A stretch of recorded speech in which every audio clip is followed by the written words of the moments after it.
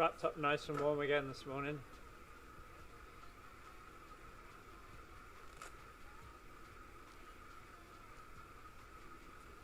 Got thick winter gloves on.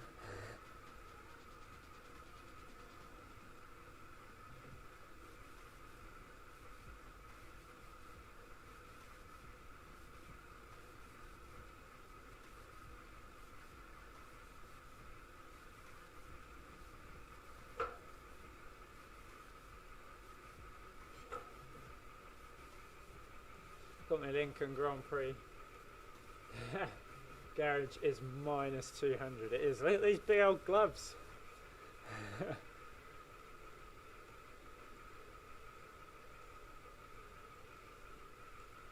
How you doing, Cycle Now?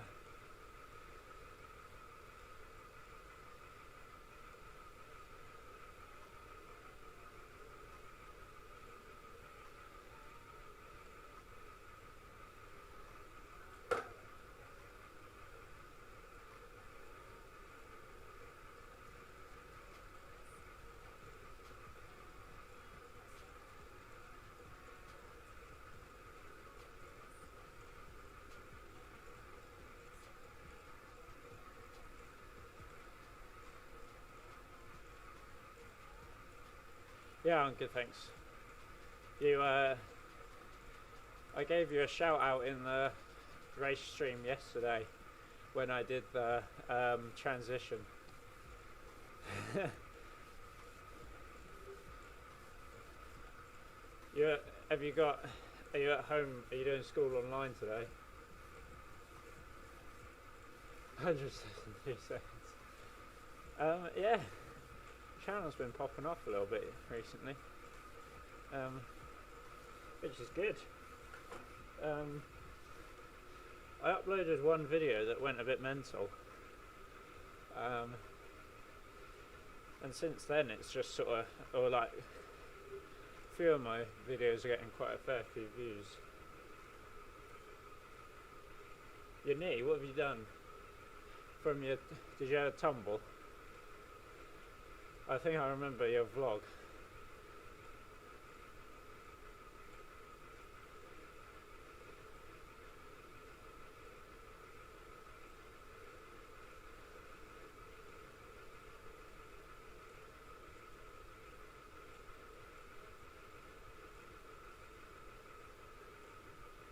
Yeah, I thought you did, yeah. Have you been able to ride?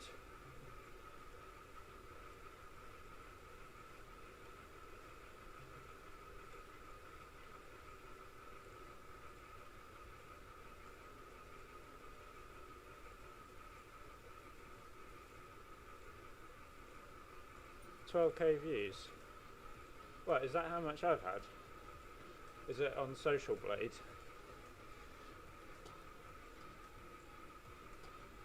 Let me have a look at my studio.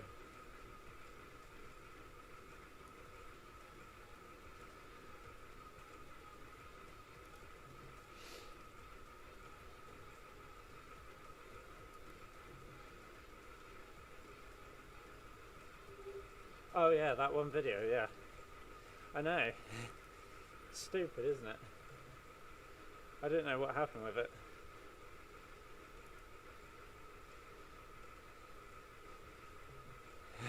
Yeah, I've had 13.4k views in the last 28 days, and 12 of that is that video.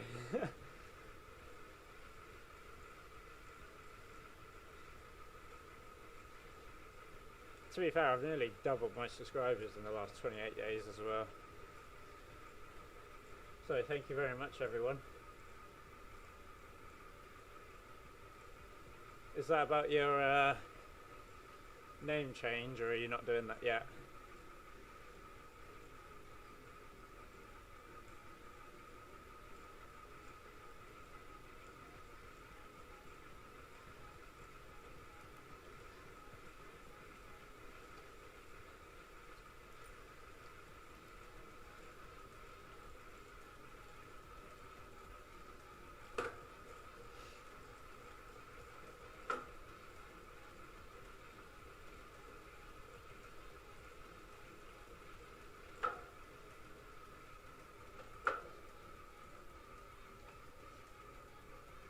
Still trying to wake the legs up a bit from last night's race.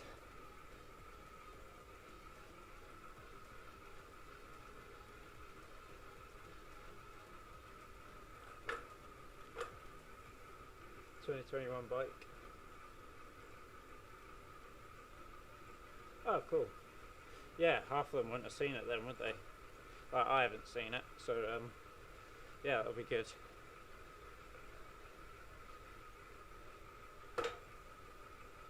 Hopefully that will get some good attention. You're racing for London Dynamo, aren't you?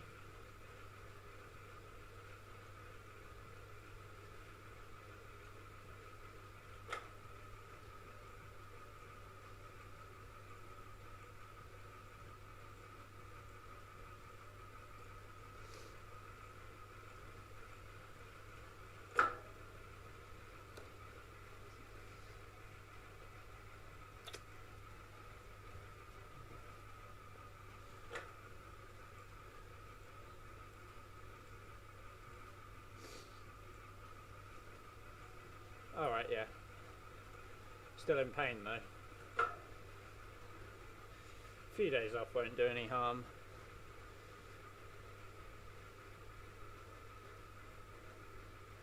Get rid of any fatigue more than anything.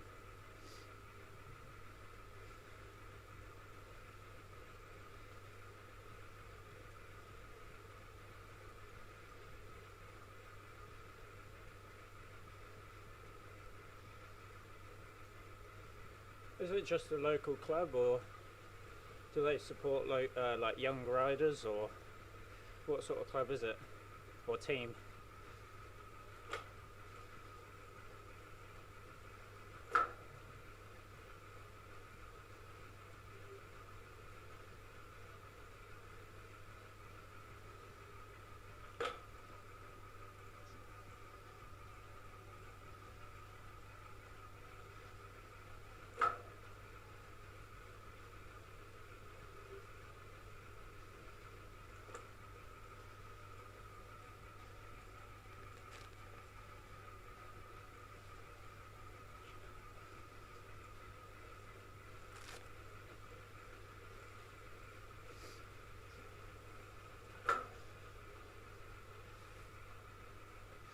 Buff's gonna have to come off.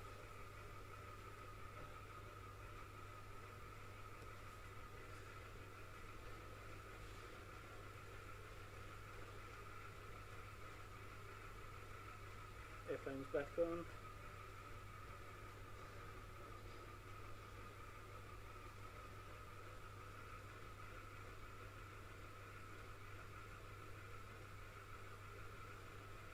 Decent club. Oh, cool. Yeah, no, it's good when clubs support their younger riders, definitely. So yeah, that's good, that is.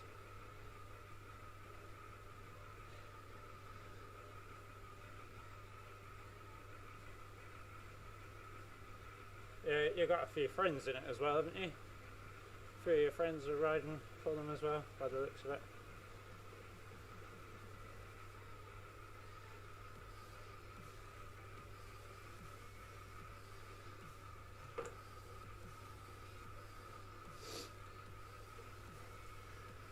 I'm riding for Aerolab board wheels, which is just sort of it was originally just a group of friends setting up a team so we could time trial together, but it's moved on a bit from that now. We were doing quite well in the time trials this year, but I want a road race next year.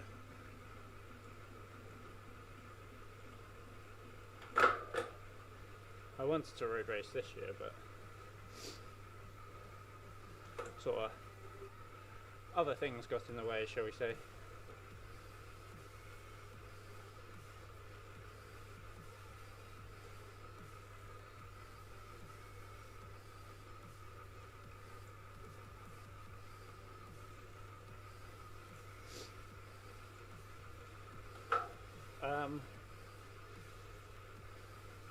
My short punch isn't too bad, like my 5-minute VO2, but and then my longer power as well, watts per kilo wise, is quite good. So a time trialist or breakaway rider, probably. Definitely not a sprinter or a puncher. I mean, my 5-minute watt per kilo punch is not too bad, but getting shorter, my high powered anaerobic efforts aren't as good.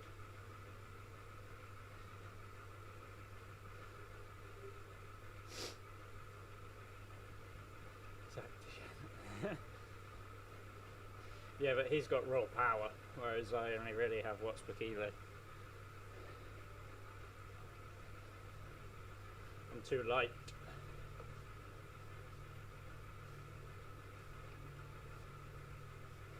Yeah, which one works better?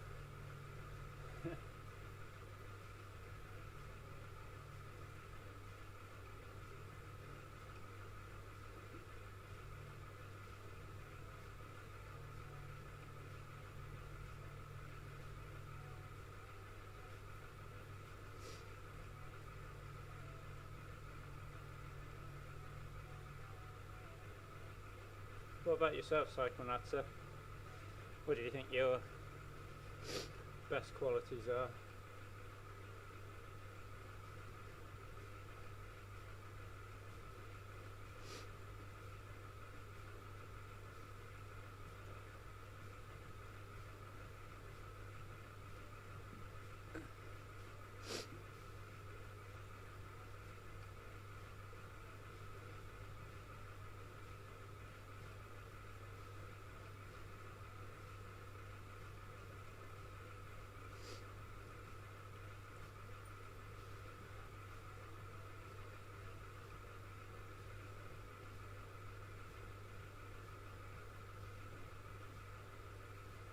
Nice.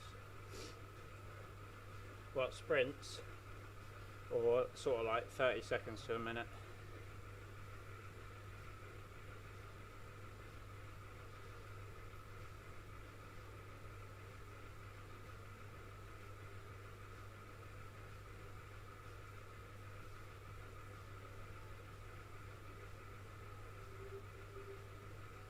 Oh, cool.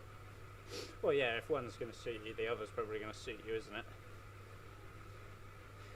If you've got a decent sprint, you've probably got a decent punch as well. Yeah, I mean, it's easy to say, well, I can do this for this long or this for this long, but yeah, like you say, you'll figure it out once racing starts, and you'll figure out how you survive best in the group as well. Like, some people do better to sit at the back and take some recovery, but then have to do harder kicks out of corners, whereas some people survive better towards the front, where maybe they have to do more continuous effort but not as big a kicks out of corners. So yeah, you'll learn as you go. I'm someone who I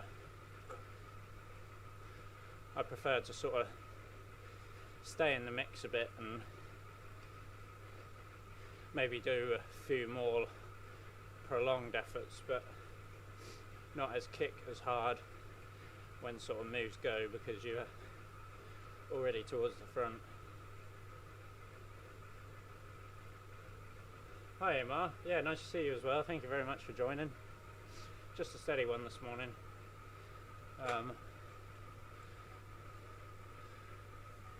I'm doing more volume at the moment, so just riding zone 2 today.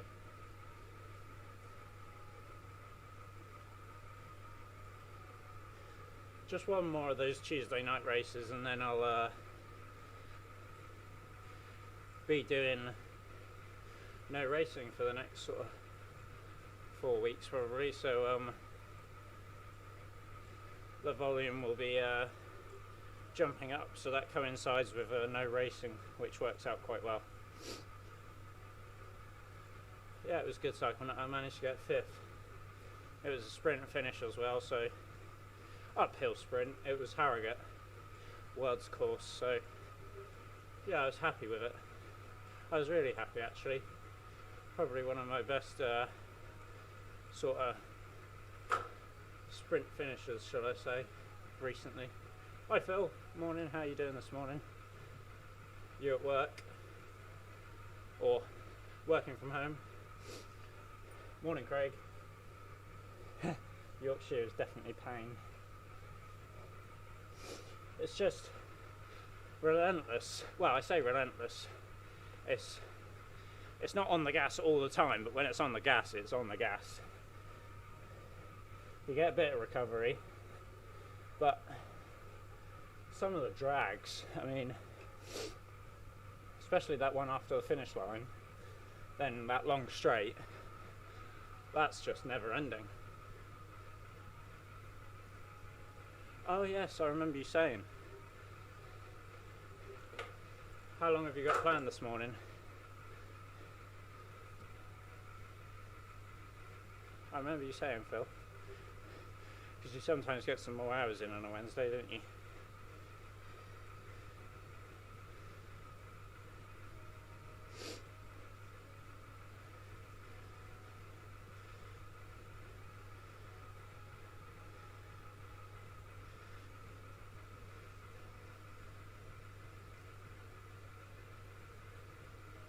Ooh, nice work.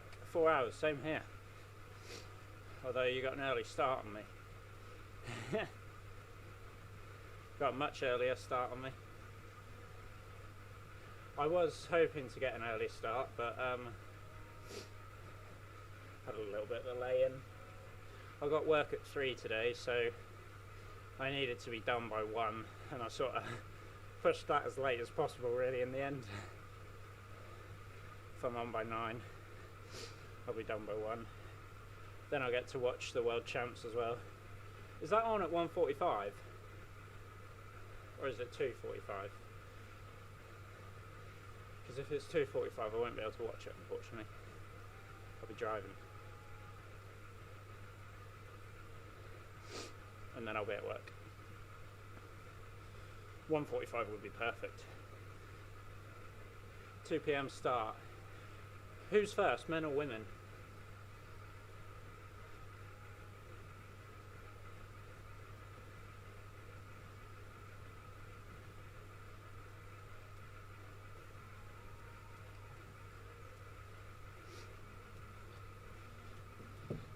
Interesting question here, Henrik. Thank you very much for joining the stream first off. Yeah, I think for a new rider, they're definitely good. 6-week FTP plan. So once you've done that, you kind of want to be. I'll read the second part first.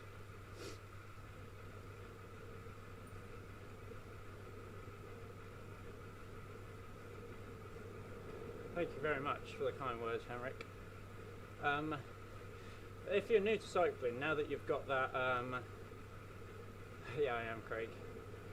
Now that you've got that FTP plan out of the way, that's probably set you up well for now. But yes, I probably wouldn't recommend doing it again because it would be much the same. And I haven't looked at actually dug into the details myself, but I have heard other people say it's sort of a bit all over the place and maybe not as targeted as it could be. So like they hit a lot of energy systems when maybe it would be best to sort of target other ones. I'd always recommend doing zone 2, just adding it into the plan where you can. Not crazy at first, just because I mean zone 2 builds the foundation work for you. It develops your aerobic system. It builds up your resistance to fatigue. It develops mitochondrial density, all sorts of stuff. Develops your type 1 muscle fibers, and ultimately you need all that to be able to operate at higher intensity. Without that, you can operate at higher intensity, but you won't be as efficient at it. Aerobic conditioning is a great thing to work on. So, yeah, it's probably not a bad shout, Henrik. I mean, it depends how much knowledge you have yourself. Ultimately, you want progressive overload week on week, and then allow time for recovery as well. But probably 2 to 3 high intensity sessions a week, and then the rest zone 2 is a decent mix. And probably going forward, that's probably what I would recommend. I mean, I'm not a massively clued up coach, or I'm not a coach, but I mean, I coach myself, and to an extent that's what I've been doing for the last few years, and I'm still seeing good progression. But you do need progressive overload to improve, so either building TSS or building hours, or adding maybe an extra set or an extra couple of reps to each set after a few weeks would be good. Yeah, I probably covered that quite extensively. I'll get to some of the other questions. If you've got any more, Henrik, ask further. I'm more than happy to answer. Yeah. Will I do more non-streams? What, just like general YouTube videos? Yeah, I will. I have made a few videos actually, which I've never actually uploaded. I don't know, I guess I enjoy making the YouTube videos, but I don't know.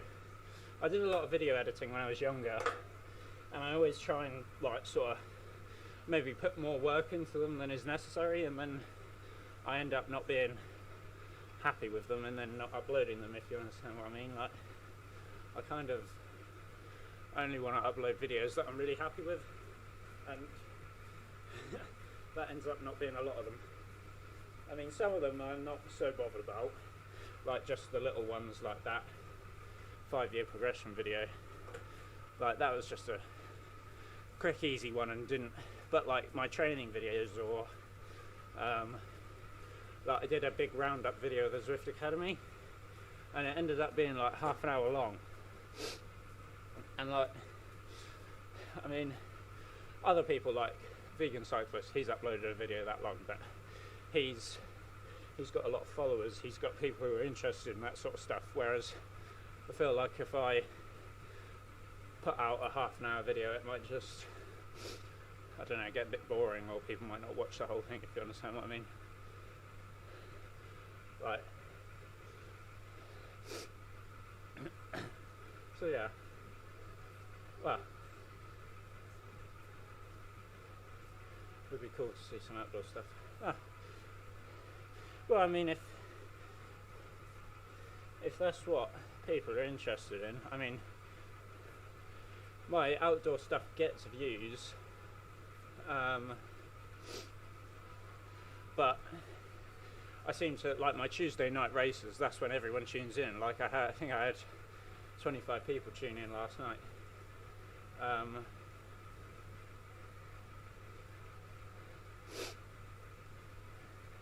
And my live stream videos, they seem to get up into like the 200 views, whereas some of my sort of outdoor videos don't really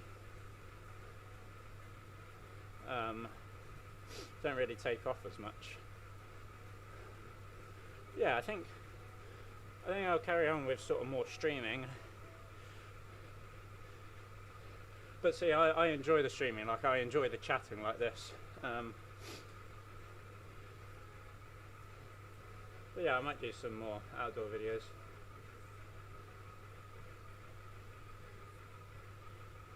Yeah, exactly. Cycling, like it has to be a balance, doesn't it? Do you think Zwift race is a good way of getting? I mean, yes and no, EMR, which is a strange way of putting it. Interval sessions target a specific energy system, unless you're doing an interval session that has every zone in it. Usually an interval session you either do threshold work or VO2 or anaerobic capacity. So interval training is good for targeting or improving specific areas that you might be weaker on or preparing you for an event. Whereas Zwift racing kind of hits every intensity almost, depending on what course it is and obviously how you race it. So Zwift racing can make you good at Zwift racing, and it can also make you good at shorter racing in the real world, but it sort of hits every zone as well, so it's probably not the best thing to be doing all the time. It obviously depends on what your goals are as well. Oh yeah, definitely. Zwift races do help you push, and on the flip side, for a lot of people, they're a good motivation and a good way to push themselves, and often do push themselves harder than they would in an interval session. So it's a fine balance. Like, they might not be as efficient in their workload or as targeted, but if you work hard in them and they motivate you and you're more likely to do one than an interval session, then go ahead. They're good for that. So probably not a better way to get a HIIT workout unless you struggle to follow a structured hard session. Then potentially they could be more beneficial for you. And if you want to Zwift race and get good at Zwift racing, then yeah, do Zwift racing. Do Zwift during the summer season. I always try to stay on Zwift during the summer because I hit the training wattage better without worrying about the route. Yeah, I often did, Craig. Like, especially when the weather's bad. Like, I enjoy Zwift. I mean, some people might call me soft for it, but I mean, I far more enjoy doing hours on here than going out for 4 hours and getting soaked. And it means I can stick to my training as well, like you say. You don't have to worry about the route or traffic. It can be really good for intervals as well, because you don't have to worry about terrain or anything like that. So yeah, Zwift can be a very useful tool for getting a targeted session in.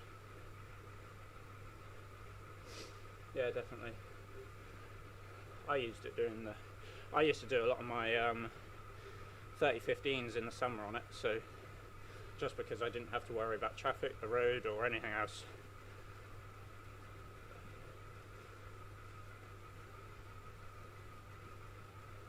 Oh yeah, that's a good point, Phil. So, and like, you don't always have to pick the hardest races. Like, I'm only racing the WTRL at the moment, which is the hardest, or one of the hardest events. So they often do hit every zone for me, but you can pick other events which say, like for example, the Watopia figure of 8. It's mostly flat. You can mostly probably do zone 2, and then when you hit the climbs, you can use them for your, like, they're 1 to 4 minutes, so, or 1.5 to 4 minutes, depending on how fast you go and which way around you're going. So you could use that race to target some VO2 intervals, for instance. So yeah, Phil's exactly right. You can target, you can pick events to target what you want to work on as well.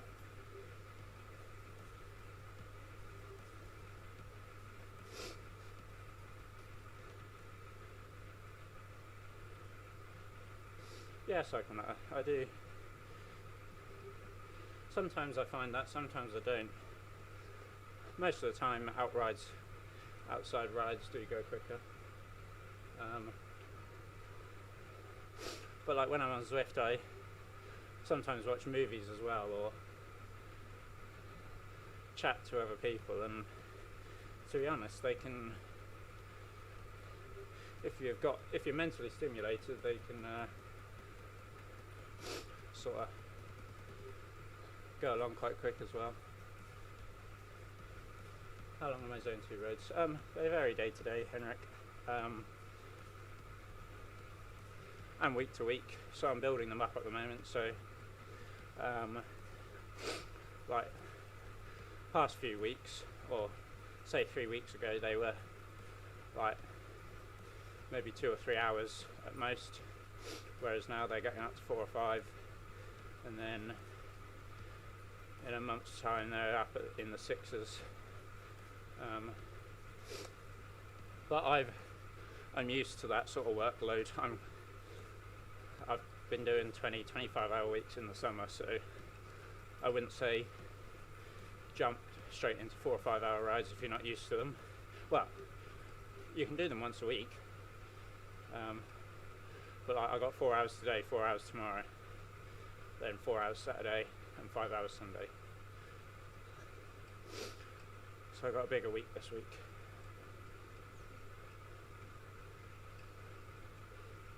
The time theory of indoor training.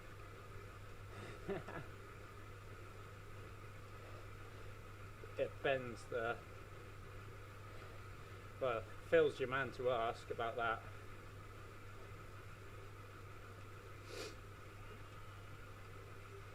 The petit boucle for a race, as I knew it would largely be zone 2, and yeah, perfect, Phil. And for a lot, yeah, right, it's a perfect way to do it. Helps you, the race gives you the motivation as well, and then the in-between work isn't too fatiguing either, so you can hit the climbs hard enough to get the stimulus from it.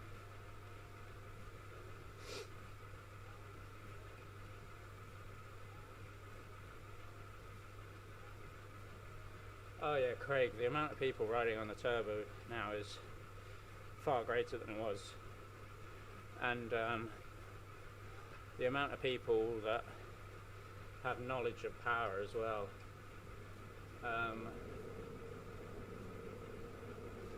is crazy as well. Like a lot of power used to be, not a lot of people had it, or not a lot of people knew what their FTP was, or that sort of thing, whereas it's a lot more accessible now. Or maybe accessible isn't the right word, but like I think the advancement in indoor training has accelerated the uptake as such. It's definitely developed me, and yeah, it has developed from beta. I was on it, I think I got it in 2015, mid 2015. So and the amount of people on it since then, like there's no more blue ghost riders in the world anymore. Yeah, no, it doesn't quite replace the outdoors, but it's a useful tool and certainly has its place.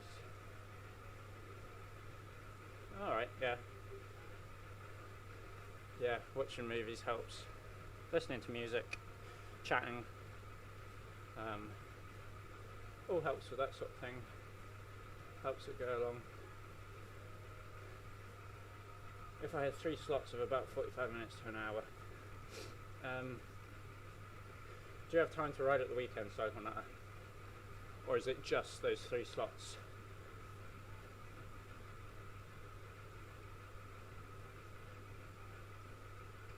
Oh yeah, no, Henrik, if that's all you can handle at the moment, then that's all you can handle.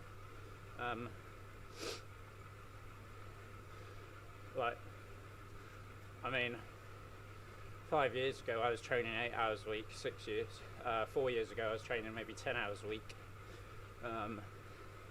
3 years ago maybe 13, 14 at most, and then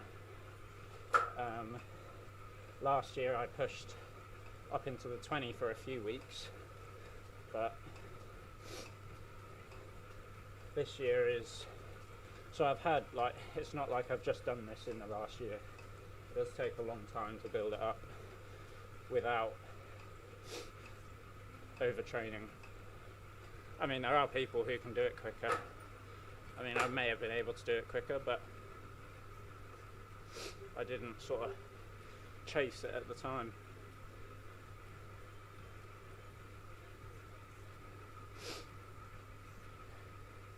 Yeah, VR Zwift would be cool. I always thought that, but like, you'd need a very stable base, I think, because if you were looking around at other riders and sprinting, you could easily forget you're on the turbo and sort of rock yourself off.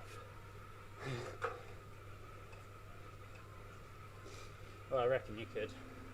I don't know, other people might have more stable turbos.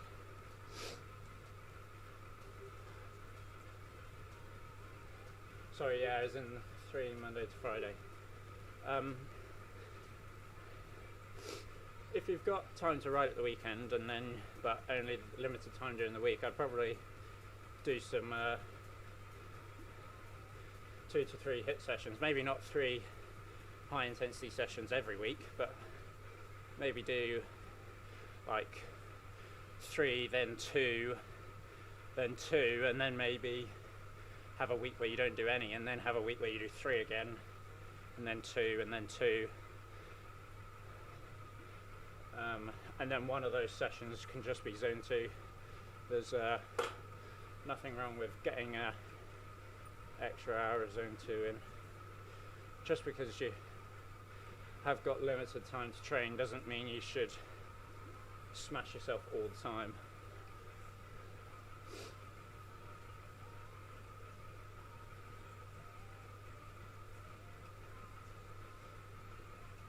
Yeah, Henrik, I did a lot of time trialing this year. I did some road racing back at the start of the year. I did Eddie Sowen's before lockdown happened. I was planning to do a lot of road racing this year.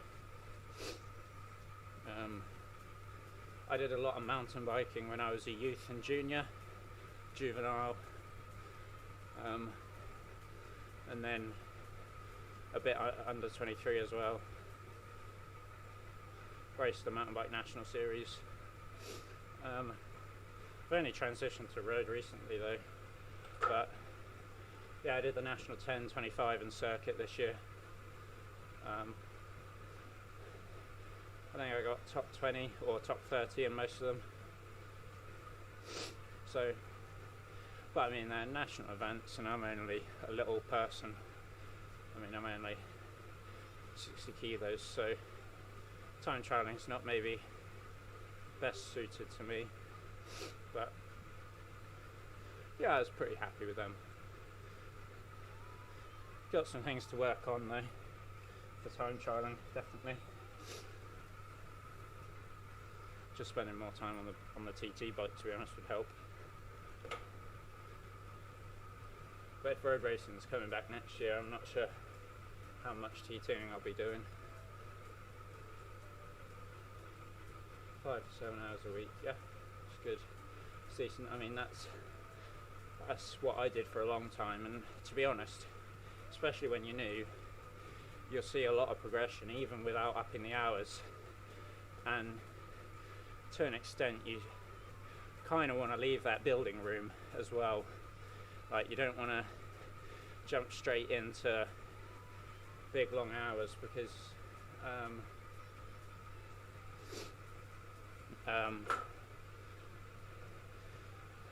if you jump straight into the big training, then it's very hard to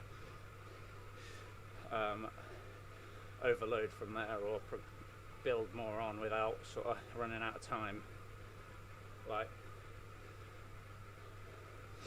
I got pretty fit off just doing 8 hours a week for 2 or 3 years. Once you start to get sort of to a level of fitness, you need to then start doing, I mean, I probably got to 5 watts per kilo off 8 hours, but then obviously the fitter you get, the harder you have to work. So don't worry about necessarily smashing out the hours just because other people are. Yeah, I'd like to race Pro Conti. I'm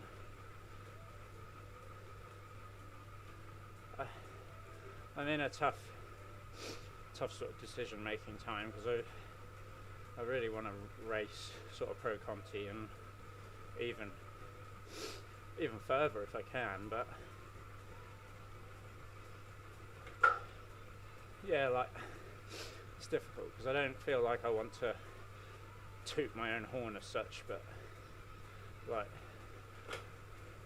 there's more to racing than just power, I'll put it like that.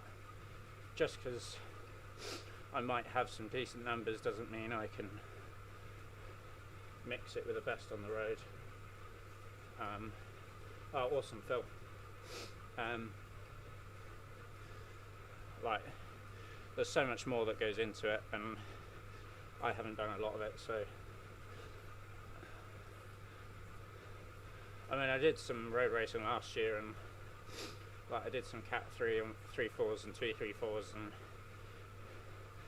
sat in the bunch for a while, and then attacked, and like, I bridged across to the breakaway and rode through the breakaway, and then rode off the front, and won like that. But that's not gaining race experience. So yeah, I'll have to really see how this year goes, Henrik, or next year, should I say. I need to build the experience. Like, Eddie Sowens went really well this year. Like, I feel like I watch a lot of racing. I tactically know how to race, but it's actually doing it and proving yourself is another thing.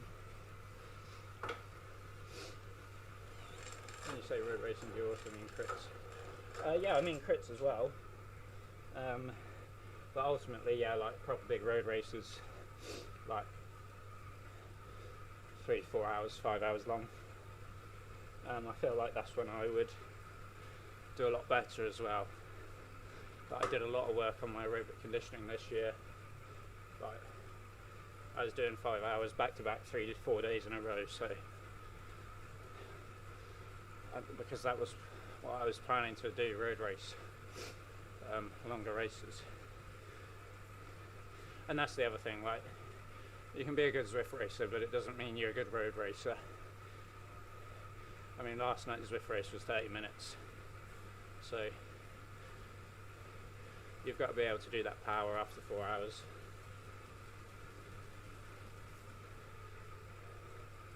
Nice, Phil. What podcast are you listening to? Craig, I'm 22. Nearly 23 in January. So I missed my last year under 23, unfortunately, but there's bigger problems than me missing my last year under 23 in the world. That's not the main issue. Unfortunate, but people's lives are much more important, and I'm not going to be annoyed about that. Just something that happens. Thank you very much, Henrik. I'm hoping to get there, but it's a balance of being able to do all this training and also thinking how long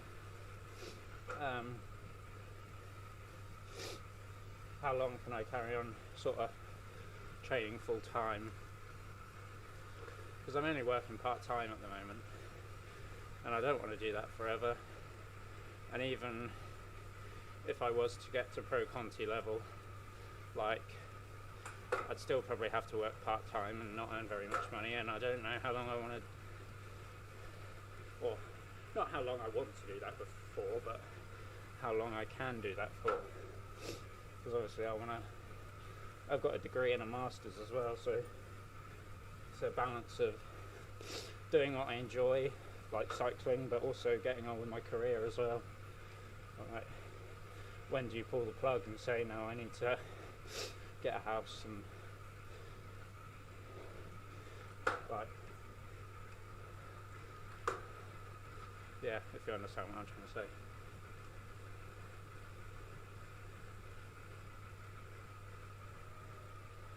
More PR have fallen over Brett's foot. Yeah, definitely so.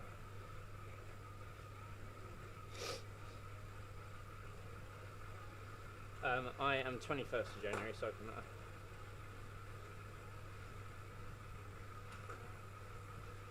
21st of January.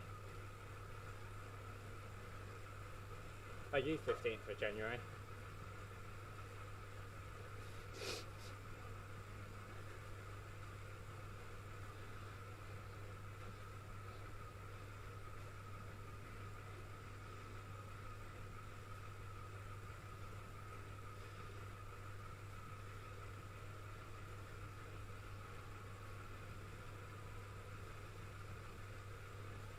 I know 5 people born on the 15th. Blimey. Oh, I need to check my whoop out. Just filling out my whoop. I'll be with you guys in 1 second. My whoop didn't die last night, Phil, but it like disconnected itself. So I've only just got my recovery through.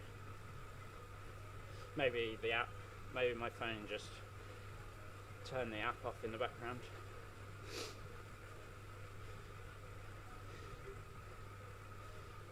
No blue light blocking glasses last night, no caffeine,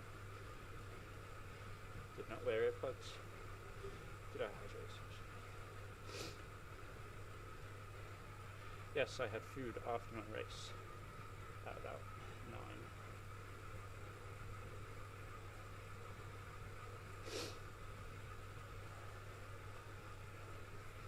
Plant-based diet, yes I did. No sauna. Yes. No. Yes. Sleep mask, yes. No. And no. Okay, that's that done. Not too much sleep last night, only 7.5 hours. Still managed to get 2 hours in deep sleep though, so it's not too bad.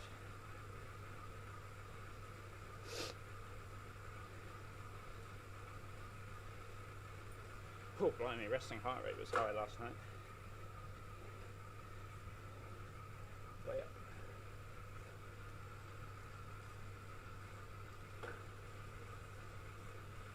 Red recovery, was it? Yeah. No, it's yellow for me, but not great numbers. Not great night's sleep either by the looks of it. Sky's the limit then, mate. Got the motivation. Thank you very much, Craig.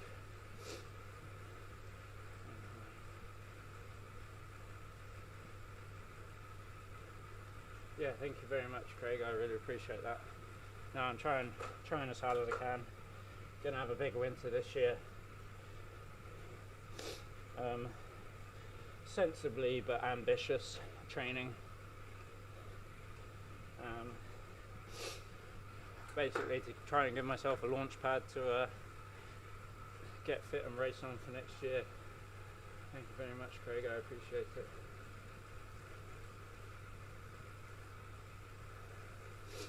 Henrik, no, I eat solid food. I will show you exactly what I eat. These. Oh, it's green, you can't see it. It's green. Nature Valley bars. I usually eat those. I've got a big box that's right next to me. There you go, you can see it a bit there. Nature Valley. They're just oats and honey basically. Good mixture of carbohydrate and a little bit of sugar, which is also carbohydrate but simple. I've also got, oh, it looks like I've dropped it, so probably not. I had a Named Sport bar to try today because I got it as a free sample. But yeah,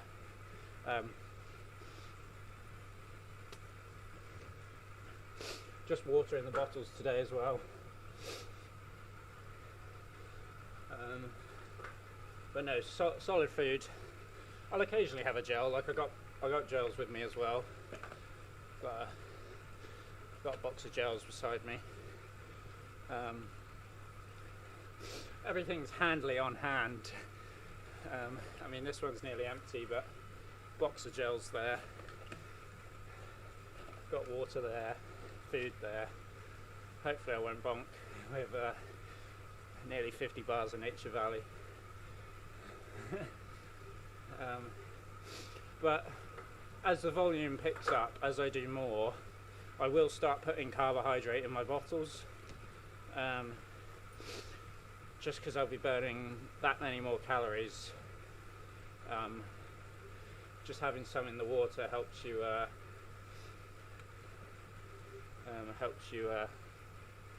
get it in.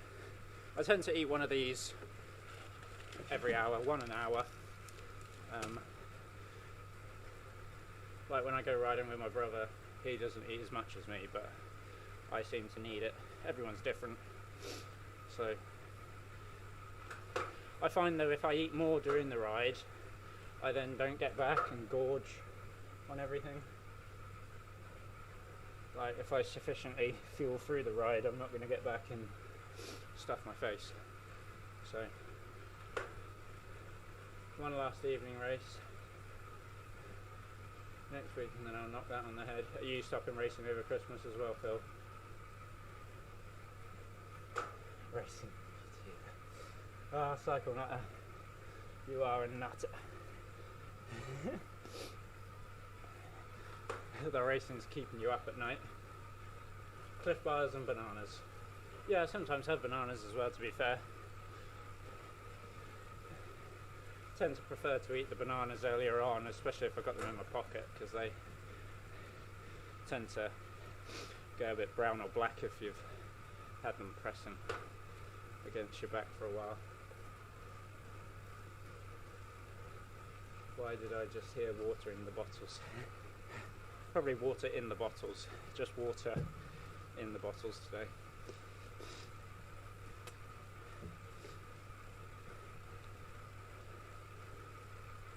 Oh, do you? Yeah. Yeah, gels might. I mean, people sometimes say it's harder to get gels in than solid food. Everyone's different. I tend to save my gels for like racing, just because you can tear it off and go, and then throw it in your pocket, and it's done. It's quick and easy.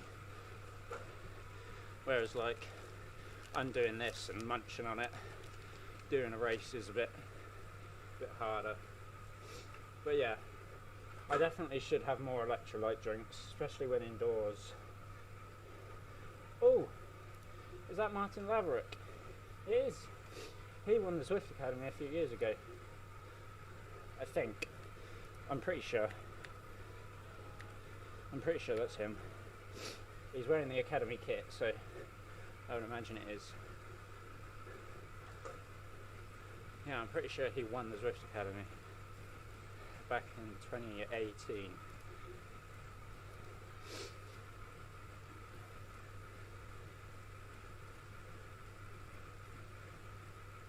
Sounds like you have the knowledge for training, mate.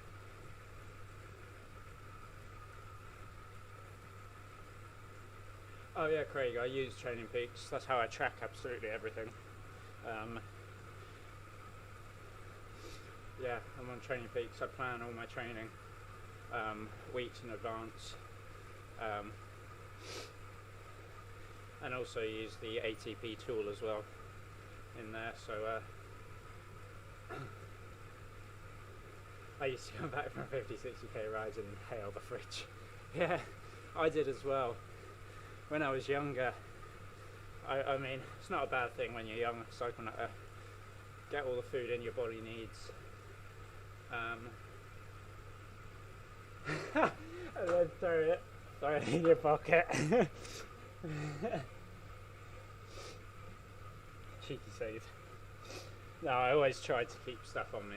I never try and throw stuff away. But yeah, Craig, no, that's the thing, I'm using Training Peaks to self-coach myself at the moment, so sort of plan all my own training out. And then obviously you can have a coach that sort of guide or plans the training for you. But yeah, coaching is definitely expensive, especially when you're only working part-time as well. Well, it doesn't change the price, does it? It just makes it less economically viable.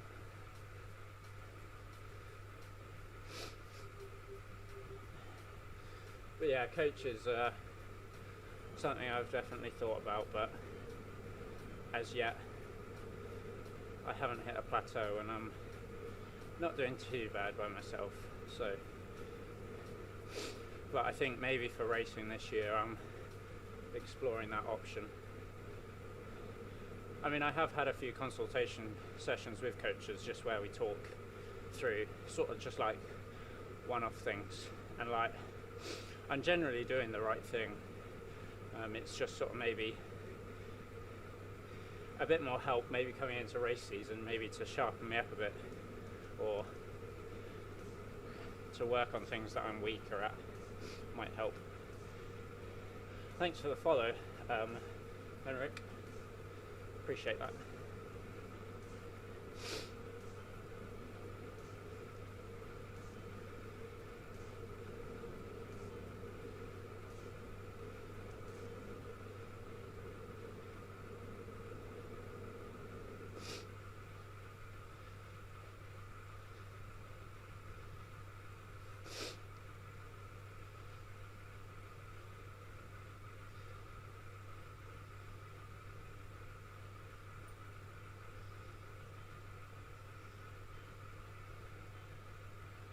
Greta Thunberg enters the chat, keeping an eye on me.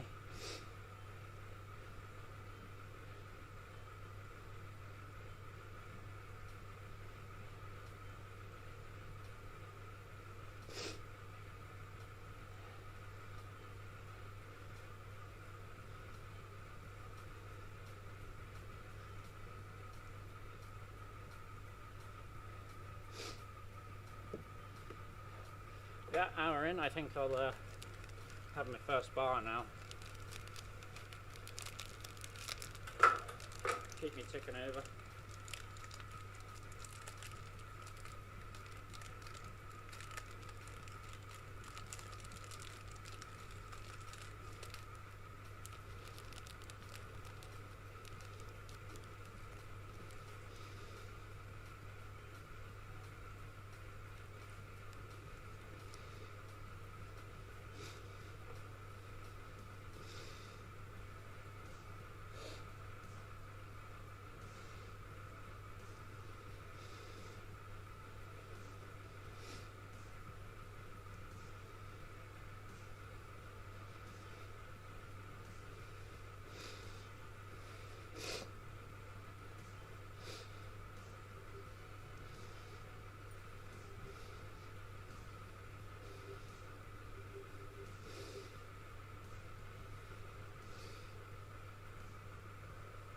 Have you got lessons today, Nutter?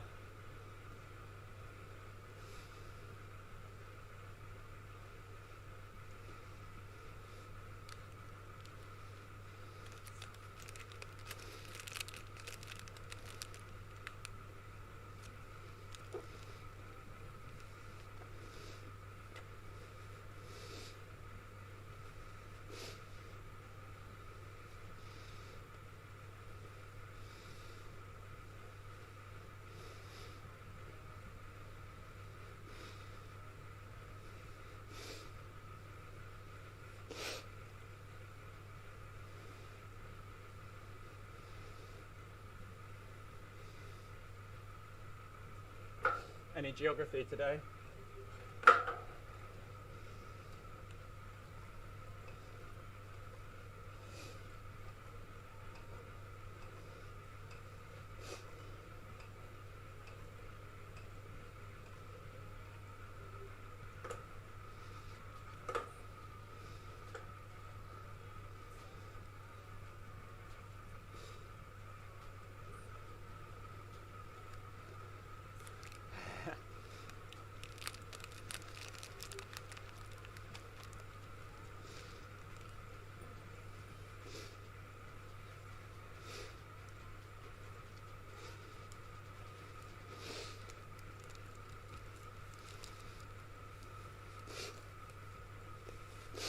Are all your lessons at home at the moment then, anyway?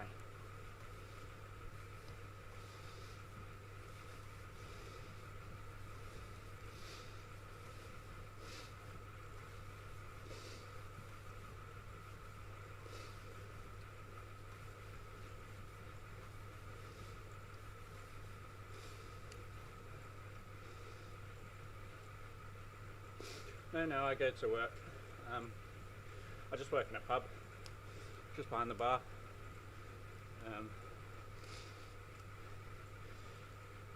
So unfortunately, no, I don't work from home.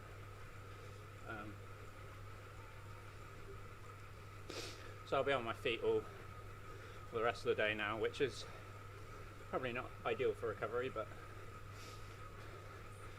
I can't live the life of a pro at the moment. Oh, you work from home in Norway, do you? I suppose that's really handy with cycling.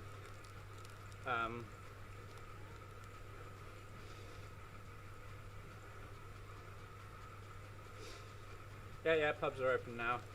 It depends whereabouts in the country you live in England, because we've got different tiers. So if you're in tier 3, the worst area, you're not allowed to open. Tier 2 you are, but you got a lot of restrictions.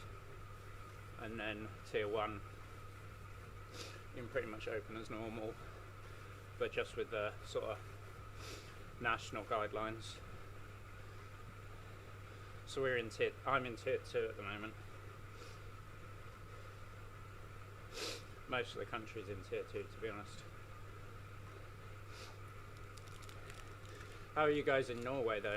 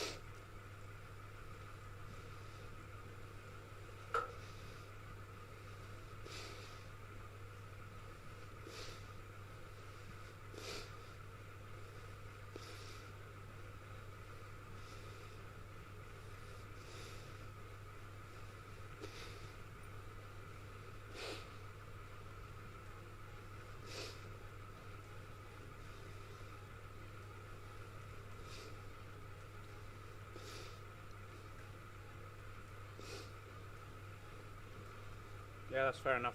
Cycle now. I mean, I guess a lot of people are doing lessons from home anyway at the moment, so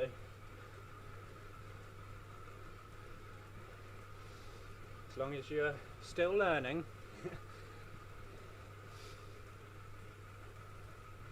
Oh, awesome, Henrik. Yeah, I imagine it very much is. I mean, you've probably got the software on your computer, or if not, it's easy. Companies set up virtual machines now, so you can just access the computers in the office.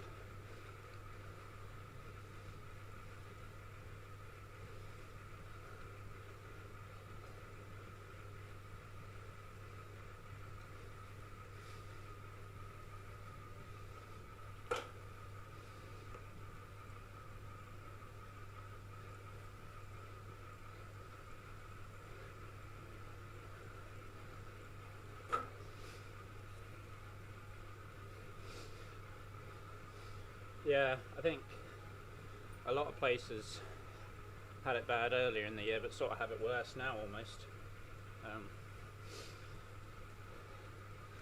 Hopefully the vaccine isn't too far around for the rest of too far away for the rest of the world. I mean, we're lucky to have it going out now. It's going out in my local area today, so I mean, I won't get it for a long time, but it should help.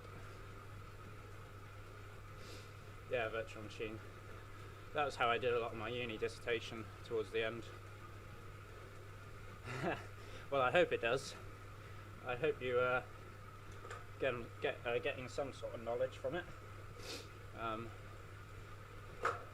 Definitely some cycling knowledge, hopefully, but maybe not so much for your GCSEs.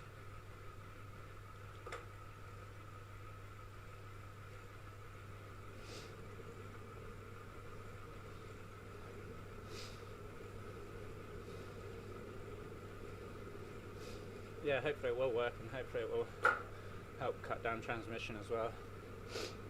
And it'll be a bit safer for everyone.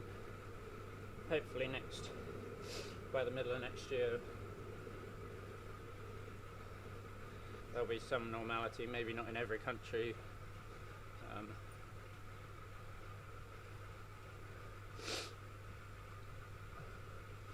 But yeah, I'm not quite sure why the other regulators haven't approved it in other countries yet.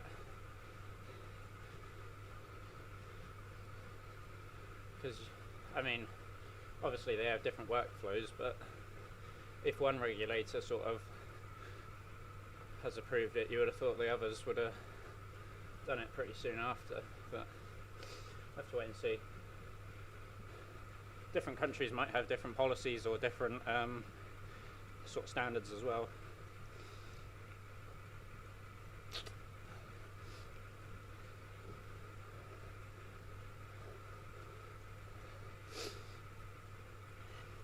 Yeah, Cycle Nutter, you need to enter in your planner. You did 4 hours of knowledge expanding this morning by watching online lectures.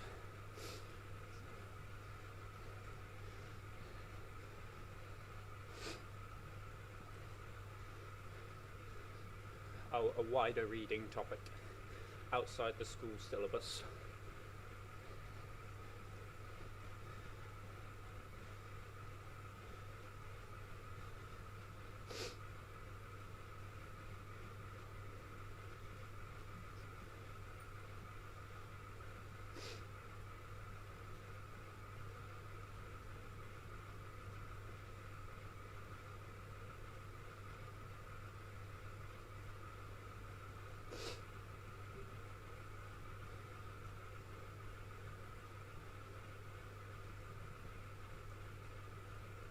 Ah, have you?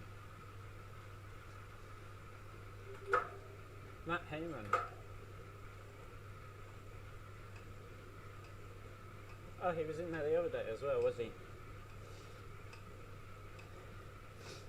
I did Matt Heyman was in one of the Zwift Academy races I did, but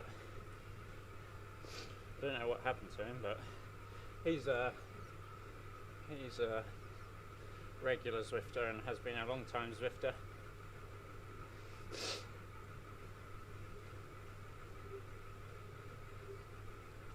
Professor Harrod. Oh, you need to be a advanced lecturer to be a professor. Phil will probably know what requirements for a professor. I think it's sort of a heading or a title that the university gives to you if you're a certain sort of, if you've put out a lot of research or something like that. I had a few professors at my uni. Professor is like a bestowed title, yeah. Yeah.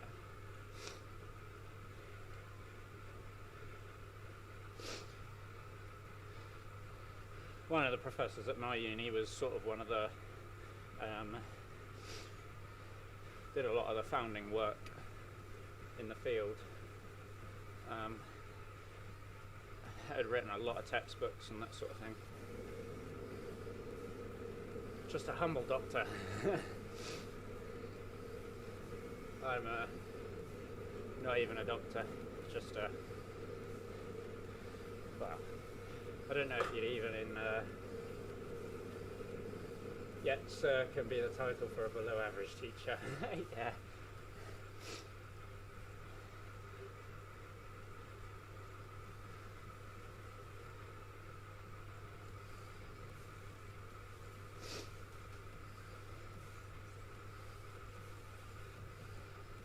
Not an official title, but yeah, I know what you mean.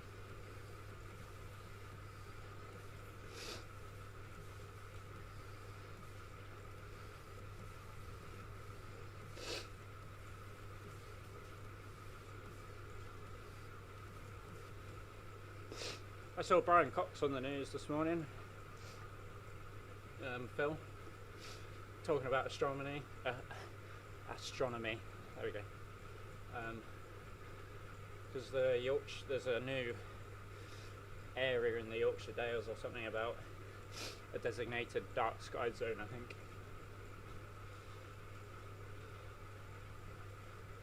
Saw you talking about him in the Discord. Yeah, interesting stuff.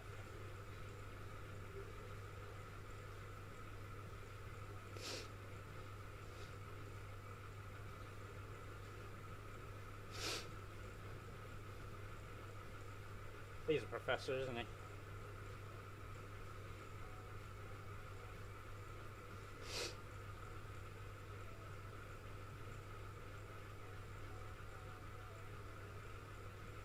You must have been on your bike by then, Phil. What time did you start?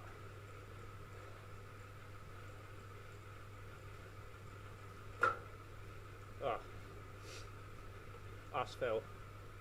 Well, Phil can answer that. I mean, I have an idea, but I'll probably get it wrong. Phil's definitely the man. I mean, there's a lot of light pollution around the cities and things, so you can't see the skies as well. So that's why there's like designated dark skies areas where you can go and see certain, or you can see the sky better.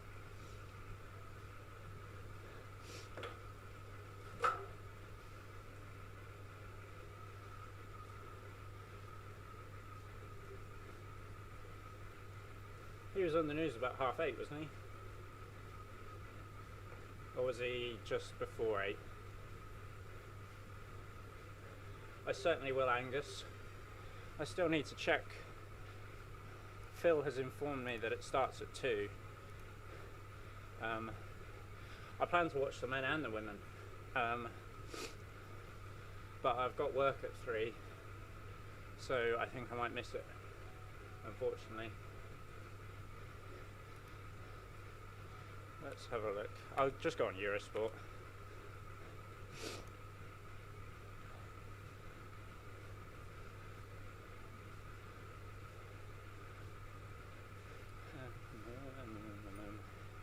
Esports World Championships, ad-free,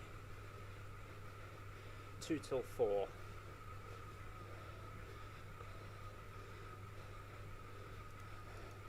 I don't know which.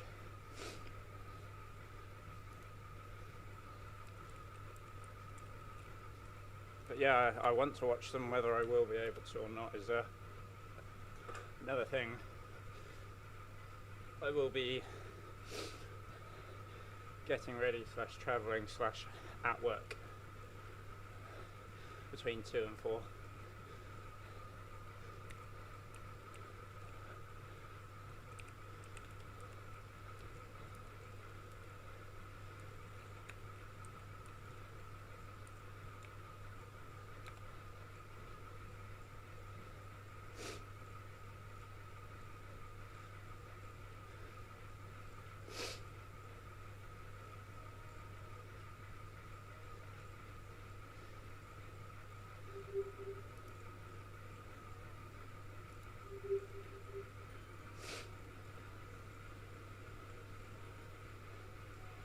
watching the race.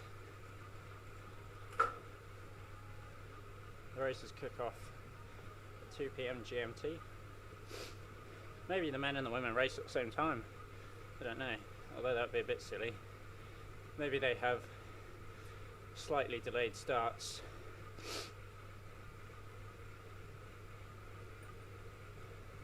In the Namib.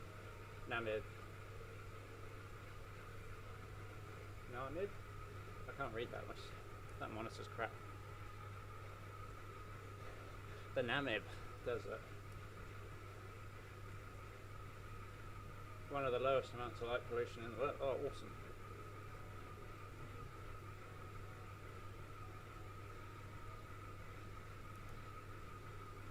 When did you visit there?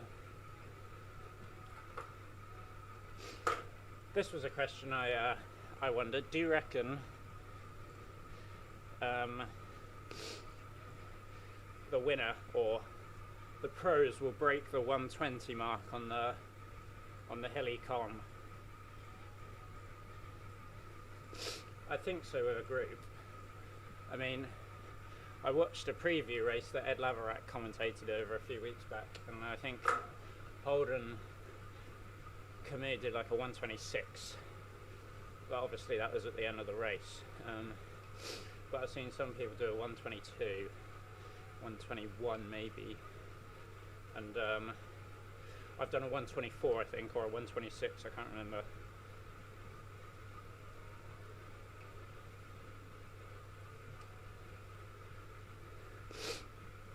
But yeah, do you think they'll break the 120?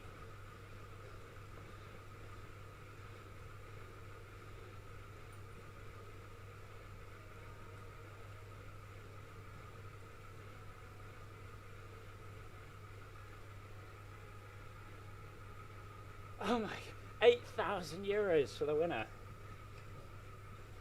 Crikey. I did not realise that. Yeah, were they sort of like 10 minutes apart, or were they like an hour apart? They might like start the men, and then as the men are finishing, start the women. So we like might join the women's coverage like 5 minutes in, or other way around.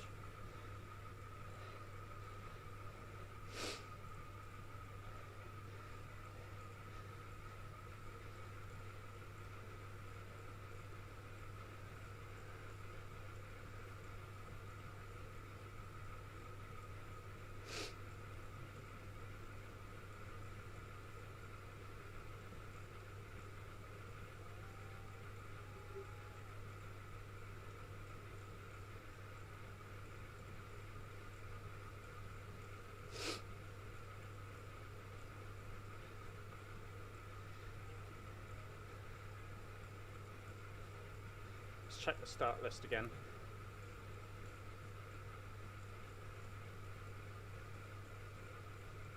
I had 3 million for a fortnight, wow.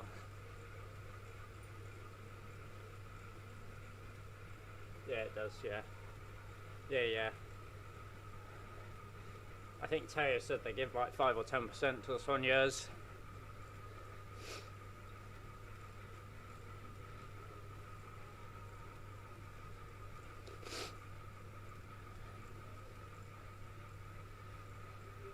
For GB, we've got Eleanor Barker, Megan Barker, Louise Bates as a wild card, Daniela Christmas, Anna Henderson. I thought she's not a wild card, but I think she was a later entry. Sarah Story, Franziska Bros. Oh no, that's Germany. I was going to say, that doesn't look like a British name. And then in the men's, we've got Ed Clancy, Tom Pidcock, Robert Scott, Max Stedman, Andy Tennant,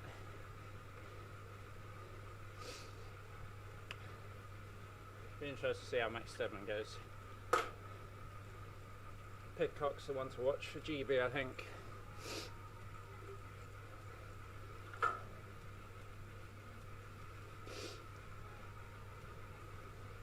But yeah, I think my riders to watch for today,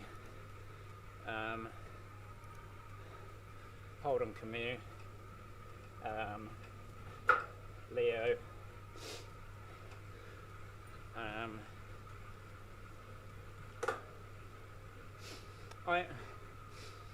I think, to be honest, if there's a pro with just an incredible 1 minute power, even if they don't know the climb that well, apart from the middle section and the very end, it's almost steep enough just to slam your way up, just like unleash the power. And if you've got a gap, yeah, it finishes up the hilly comm cycle now.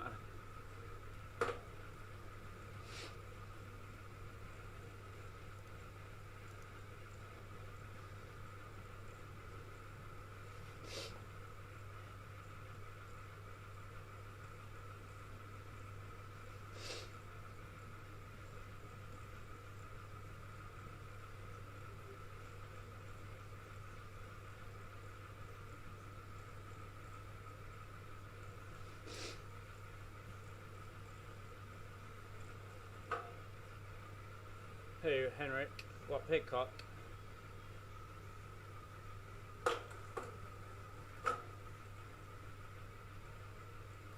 Morning, Ruben. How are you doing? Nice for you to join.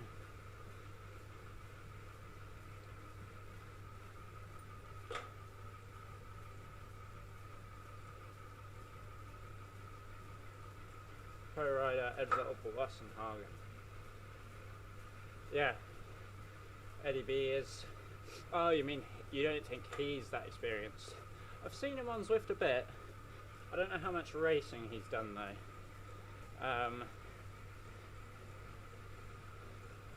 But yeah, he's a strong rider. Exactly, Ruben. Pre-Worlds excitement. Give us your top 3 picks. I'm going to look through the start list actually and think who's got a good 1 minute punch.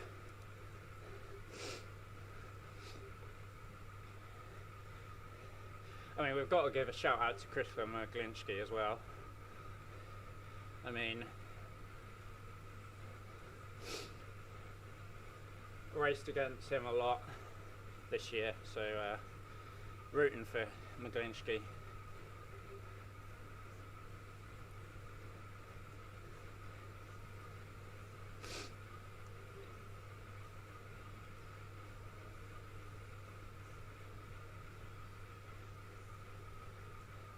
Daryl MP, potentially.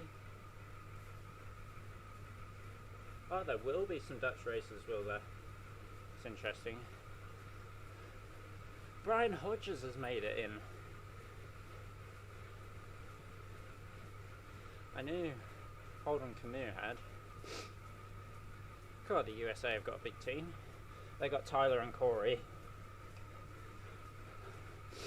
I think it's too uphill for them. Alright, see you in a minute, so I can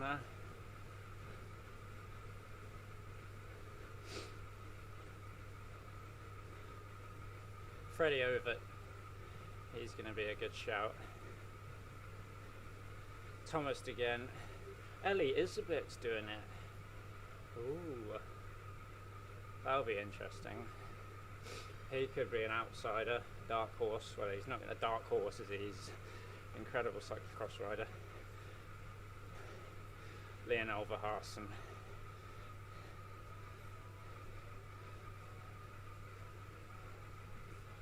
Jordan Shane, he's a good shout. You know what, Esteban Chavez, maybe a bit too punchy for him. Michael Valgren.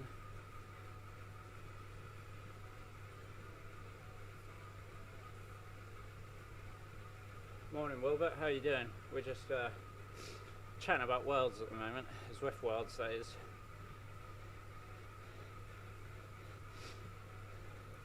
Yeah, I didn't realise that Ellie Isabet was racing, so I'm not sure how much he's done on Zwift though. That could be an interesting pick though, for Ellie Isabet. Your money's on Holden, is it? Yeah, definitely a good shout.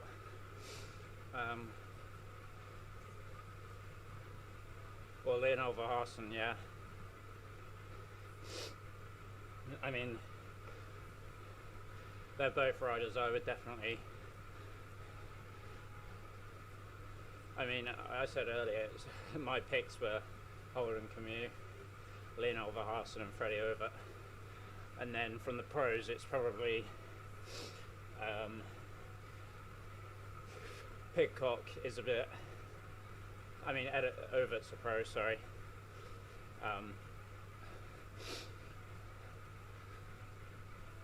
Yeah, maybe De Gent. Or Campenuts. I don't know what his punch is like. I wonder if that'll actually be a breakaway. Probably be a bit silly to have a breakaway. Hi Cadell, how you doing this morning?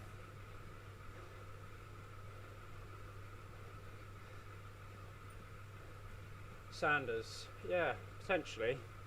He's that'll be interesting. See how he goes. But again, I don't know if he's a bit like a I mean, he's a triathlete, isn't he, Sanders? Or have I got that completely wrong? Who's your top pick, Cadell, for Worlds?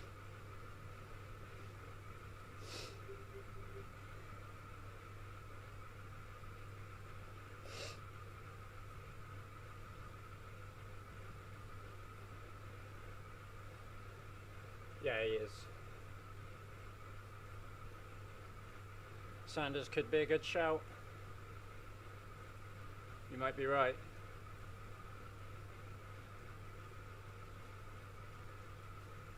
Fourth at the Daytona Challenge, did he? Yeah.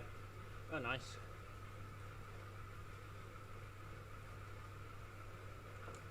Yeah, he's a good shout, but I'm not sure if he'll be like Campenuts and might be a bit too punchy for him. We'll have to see.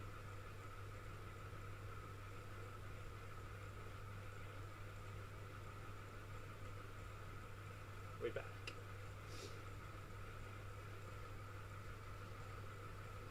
Yeah,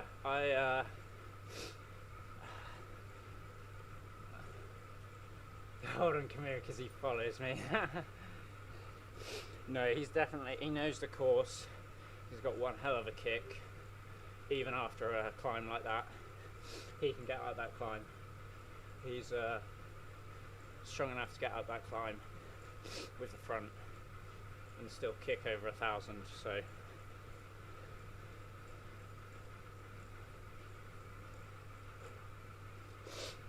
yeah, definitely a good shirt, Cadell.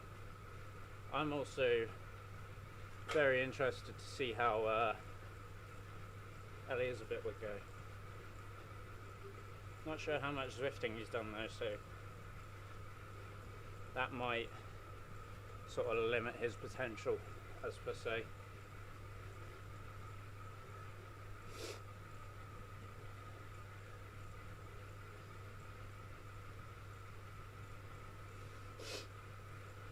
I mean, yeah, it's a 1 hour race, but just because the pros do well at 4 hours doesn't mean they won't be or can't do as well in the 1 hour, but definitely the E-racers might have an upper hand.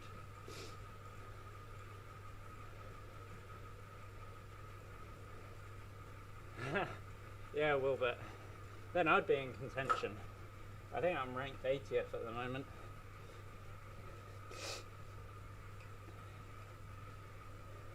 The difficulty with that would be making it a level playing field, though. And like for Zwift Worlds, everyone who is racing is in the doping pool, so they know no one's cheating that way.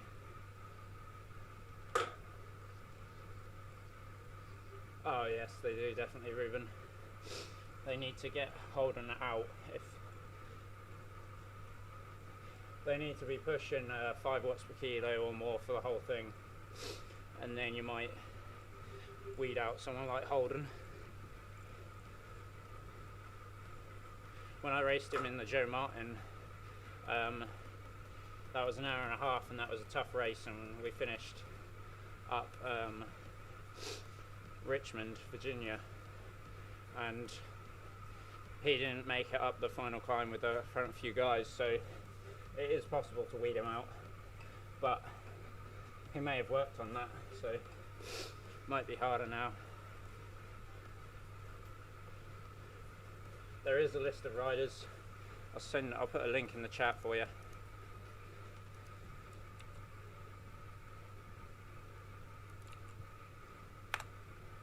Oh, it's over 200 characters. Oh, I can get rid of the... Just, you put www or ht in front. It hasn't worked because you need to put something in front of it. But if you copy that and then put www or whatever in front, that'll work. Unless you're on mobile, obviously you can't click on it then, sorry.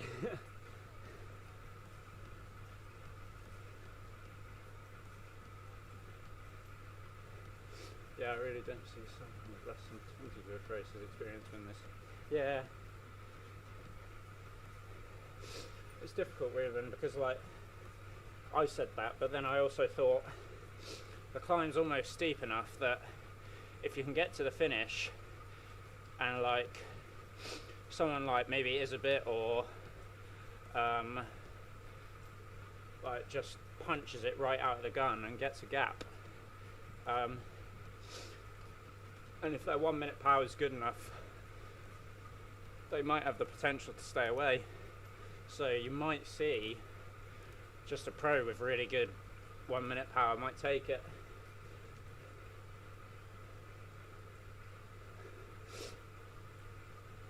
Yeah, it'll be interesting whether Belgium will be, whether the teams will ride for anyone, whether like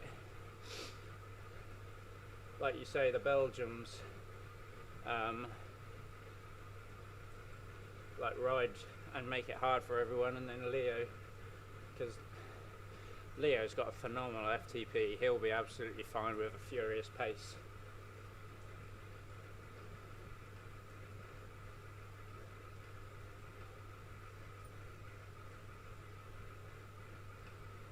Yeah, I think you're right, Henrik. I think they might have the same trouble as Holden. If the race is up in the 5 watts per kilo average, then it is harder to draft, and also a lot of the top World Tour sprinters might not be able to put out the same power on the trainer, so you might also find that. I mean, at the end of the day, they can't flex the bike, they can't rock it like you can out on the road, so some people might struggle like that. It is pretty drafty in the middle of the climb, you're right. Like, that's not the approach I would take, Ruben. I wouldn't attack, I would sort of do 9-10 in the wheels.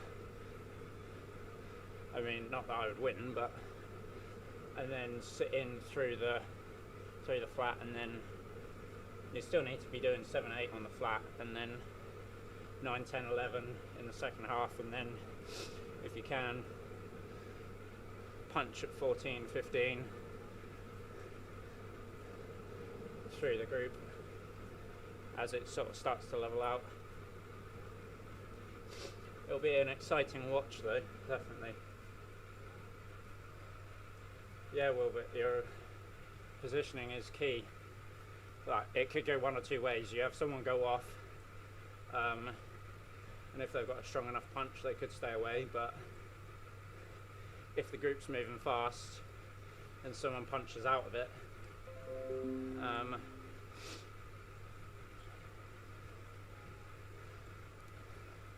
then they've got a draftable person to get across as well, haven't they?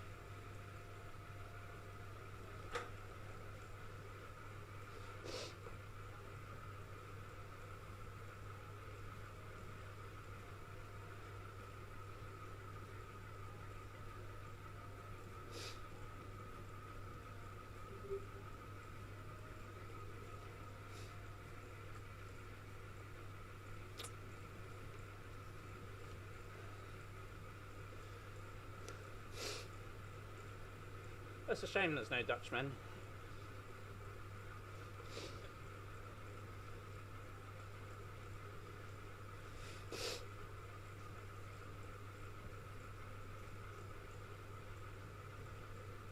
Maybe G send Ruben.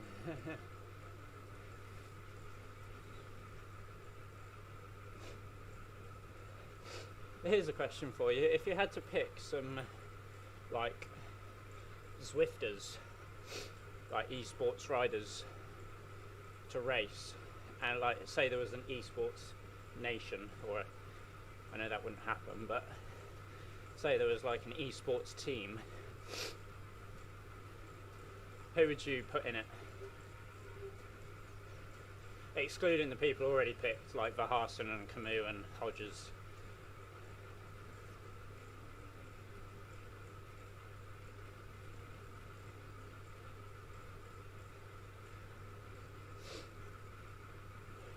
What about someone like Jeffrey Hoogland? Is that his name? That team sprint rider on the track who's just an absolute monster. If he can hang on, send him up the climb at what, 1,000 watts.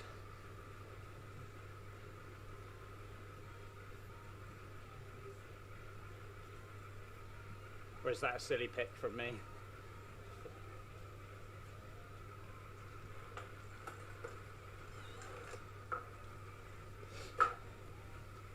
He can last for 2k.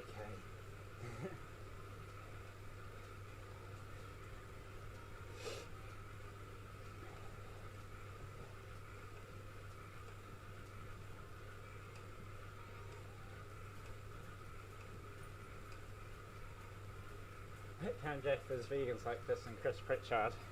Do you think they'd make a strong team? Who's your team leader?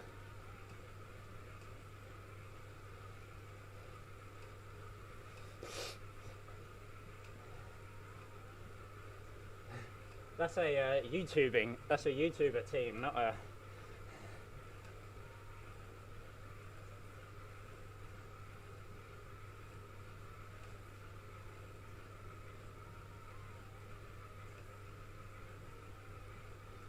Yeah, but I think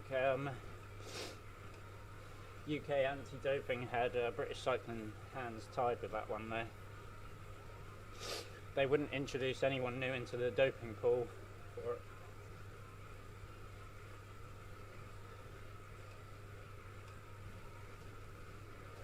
Dorian Ryder as team leader. Oh yes.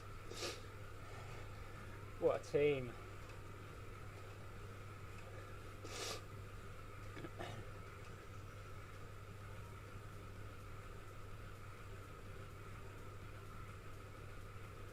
Oh yeah, definitely. Especially if the weather's bad, Phil. We can ride together. Discord as well if you want. Sounds good. Give each other some give each other some motivation.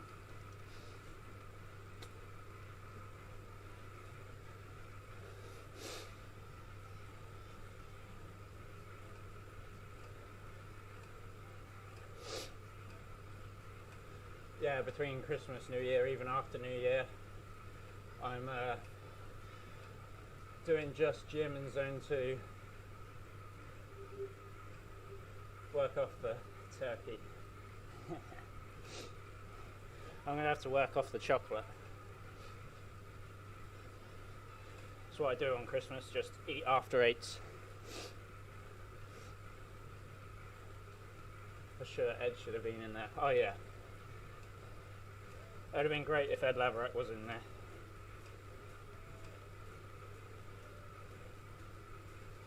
It would have been cool to have some UK Zwifters. Well, I bet Mike Cooming would have been picked as well. Dark chocolate covered in Brazil nuts, all blimey. Sounds. I'm not a massive fan of nuts, to be honest. I eat them, but I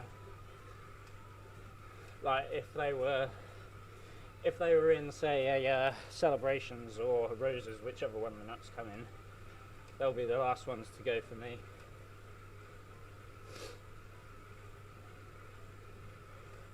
He's Scottish, I think. Is he? I don't know, someone might be able to tell me. But yeah. Oh yeah, they definitely are. I tell you what though, I eat a lot of beans. Not baked beans, like you can get tins of mixed beans, and I often have bean chilies and that sort of thing.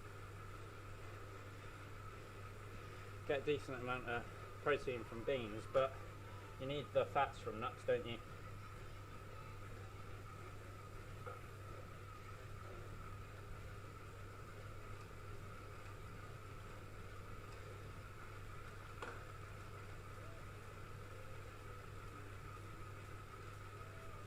If he loses, it's Wales.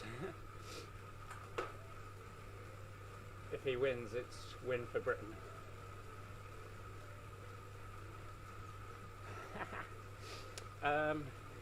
Chris, average TSS, let's have a look for you. I'll get my training peaks up.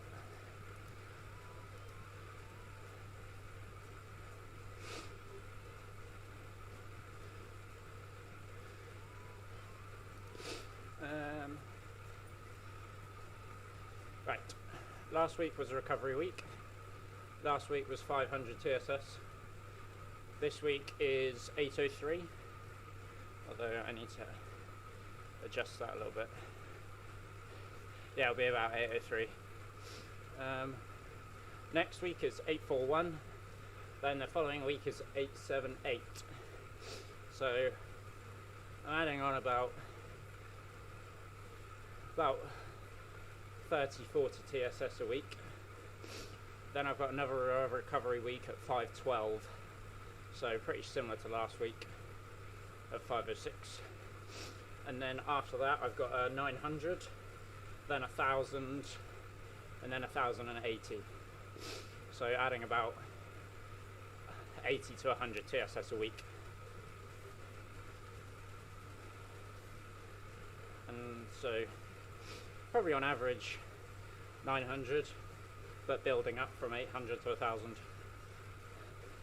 And like my weeks before the recovery week was 762, 686, 684, 645.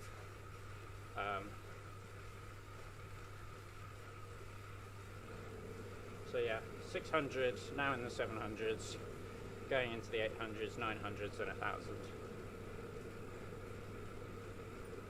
1,000. Not 100% nutter, no. I'm not vegan, but I probably eat vegan probably most days, to be honest. Like I have plant-based milk. Like I had a bean chili last night for dinner, so, and rice, and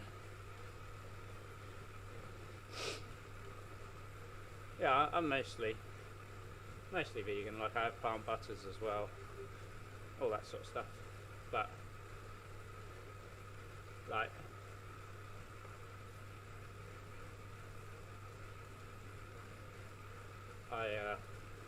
if I go out for dinner, I'll probably have some meat, or like Christmas dinner I'm still having turkey. I don't know what you'd class that, probably someone who chooses to be plant-based majority of the time but isn't a true vegan.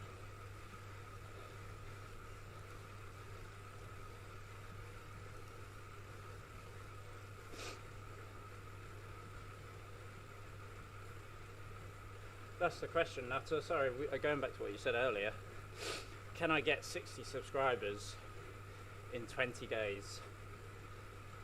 I mean, I had 69 in the last 28 days, but you're saying 200 by the end of the year. We'll have to see. It'd be cool. That'd be bloody awesome if I could get 60 by the end of the year.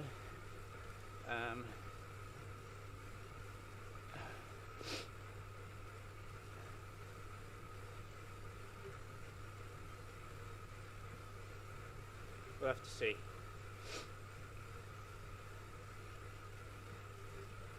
Chicken curry or korma, classic. To be fair, I haven't had a chicken curry in a long time. The other thing is it's difficult because I'm very fortunate where I work. Depending on how many hours I work, I get fed, and the food is just so good. Like I had a venison casserole last week.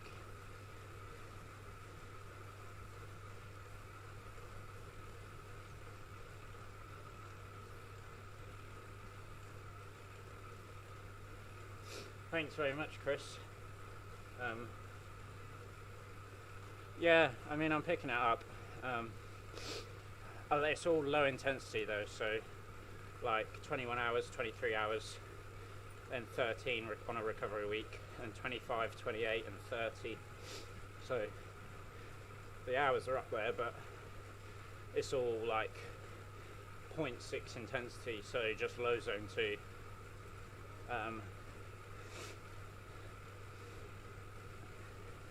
No intensity over Christmas. I'll be having a break from the Zwift racing as well. Just gym. That's where the intensity will come from. Just lifting heavy in the gym. Mixture of gym and zone 2 at the moment. Next week will be my last Tuesday race.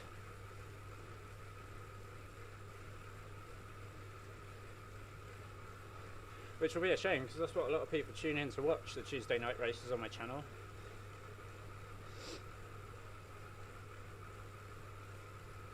So I need to think. Are the cobbles a bit loud? Let me know, because like most of the time the game's quiet, but then when I hit the cobbles, it's like incredibly loud. That looks about right, probably. You're doing the festive 500, Ruben?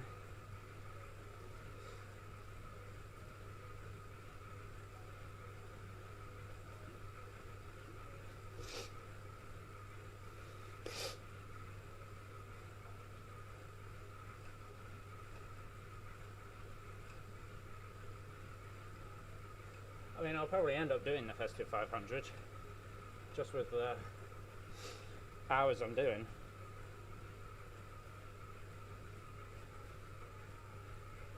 Oh, awesome. Yeah, go for it, Ruben. Good way to burn off the extra calories as well. It means you can eat some extra chocolate. Awesome. More Christmas pudding.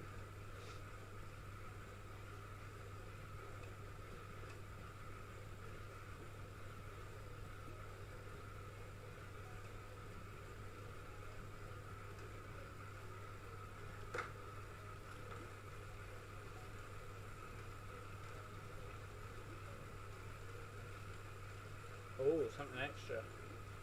What about the festive 1000? I've seen some people doing the festive 500 in what is it, in 2 days or a day? Or trying to do it on Christmas Day, or I can't remember. Seems a bit mental though.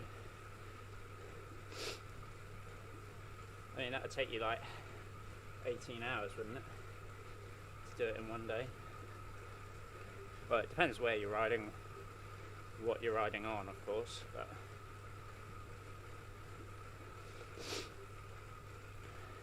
it runs from Christmas Eve to New Year's Eve, doesn't it?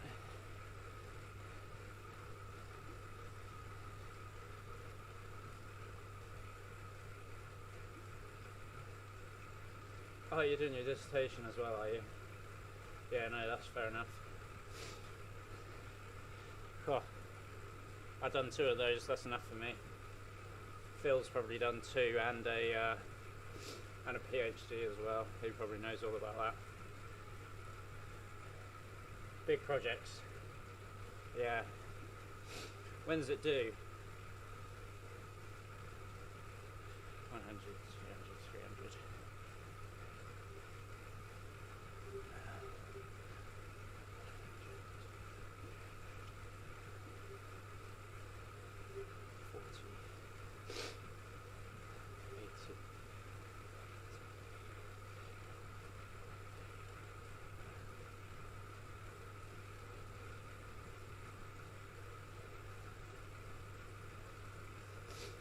I'll probably do, let's have a look. I've got a recovery week in the second half of after Christmas.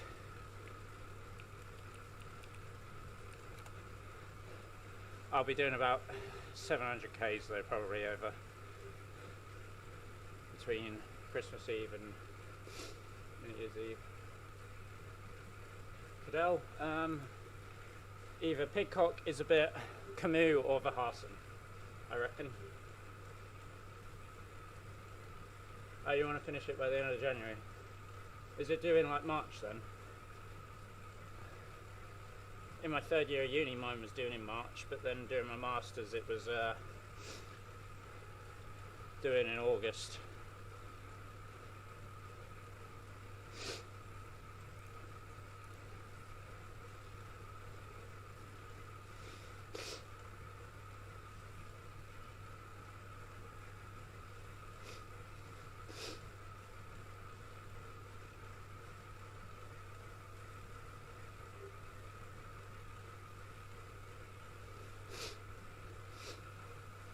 Are you doing well, Phil? Not much further for you.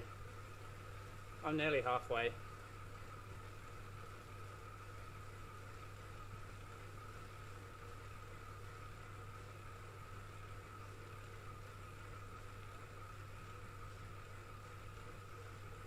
Alright, yeah. And if you get it out of the way then, Ruben, is that you done? Alright, Cycle Matt, thanks very much for joining. Enjoy your lesson.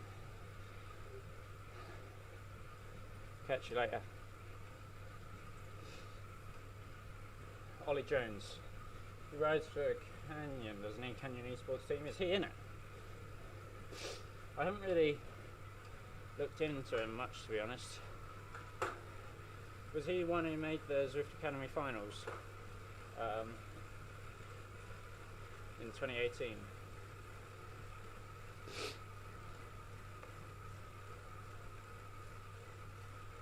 Yeah, no, he's got a good potential. I think he'll be a good Zwifter, definitely. He'll be up there with Verhaasen, I would imagine. Then.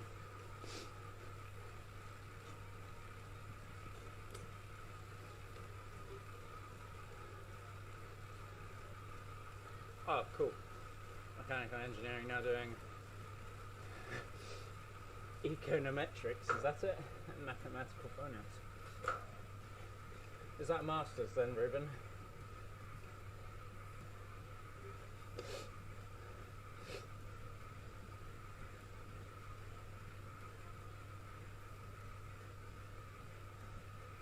Yeah, it's difficult to make choices as well. Yeah, I've just finished my masters, Ruben. It really is difficult on what to do and where to go. So many options, and I mean, I'm sort of making that decision at the moment as well. What sort of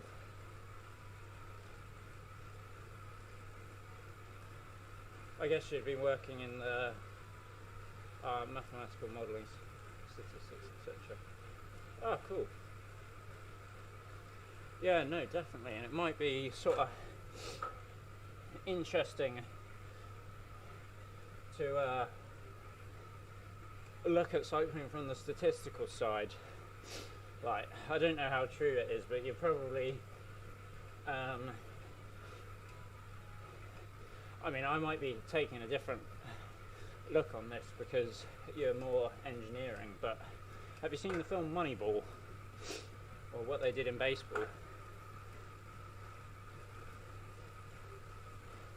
But yeah, it's almost like Dan Bingham has a different look on cycling in that aspect, and that's why the Danish team brought him in to sort of help support them on the track team. So yeah, I think any new aspects, or even a different, coming at it from a different angle, could be very interesting and sort of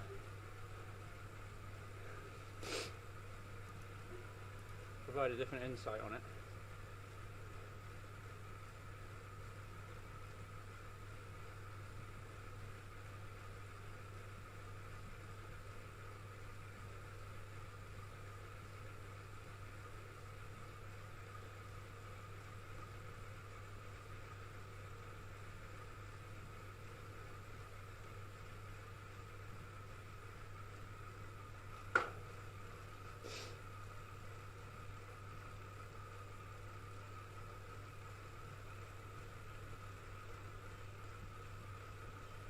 Yeah, the one who designed the new bars.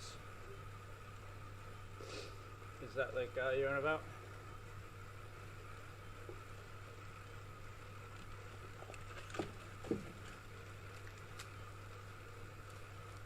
Right, 2 hours done. Time for another bar.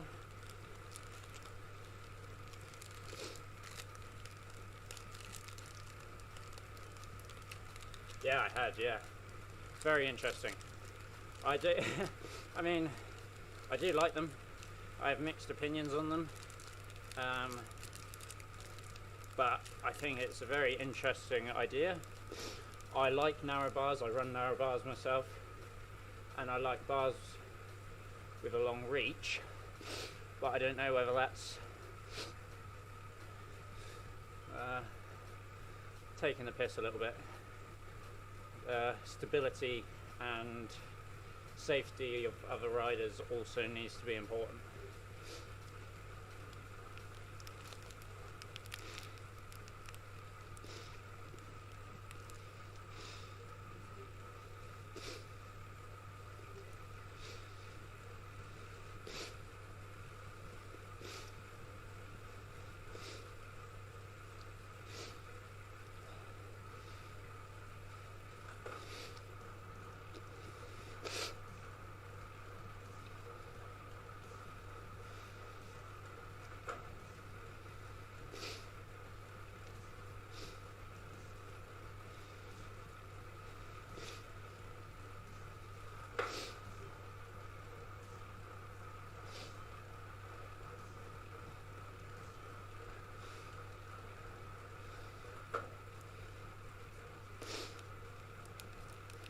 Yeah, you're right, Ruben, they probably will be banned as well.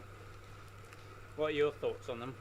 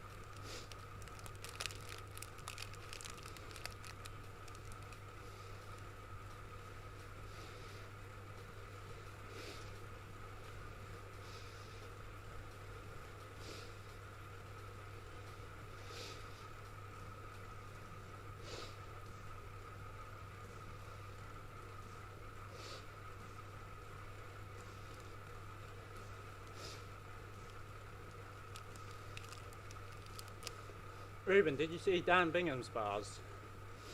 His new ones?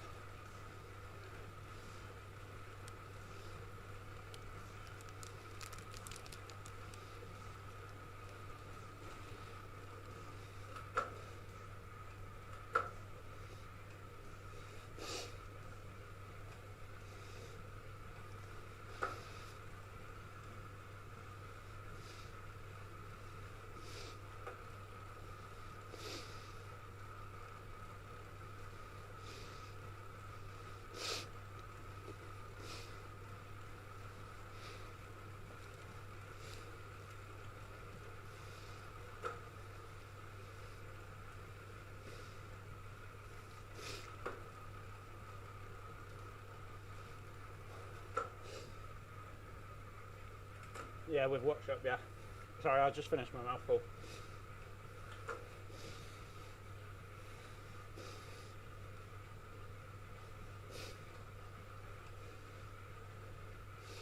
Yeah, workshop.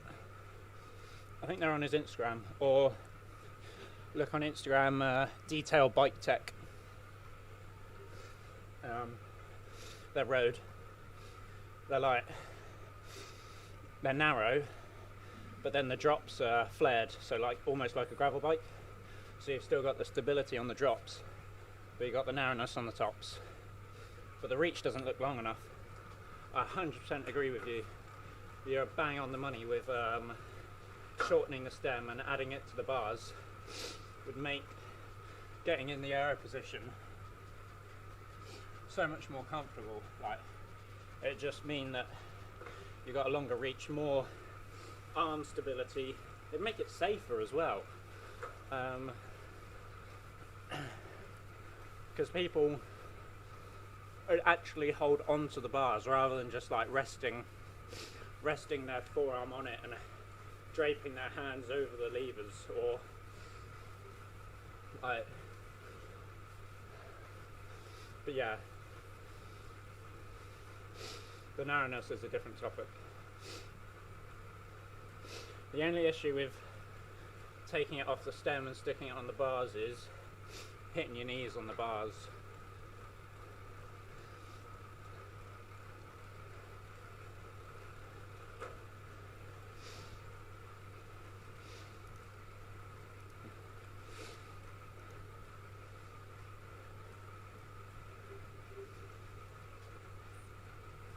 Yeah, if you go narrow, well, I run 38, and I mean, 38's still fine for me, even sprinting. 38's fine. Sorry. 38 is fine for me, even sprinting, but I have quite narrow shoulders anyway.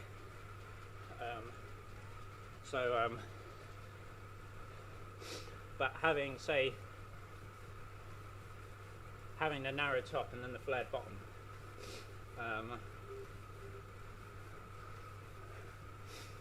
works for sprinting and being aero. Because at the end of the day, if you can be aero, unless you're in a solo breakaway but can't sprint at the end of a race, you're going to lose the race. So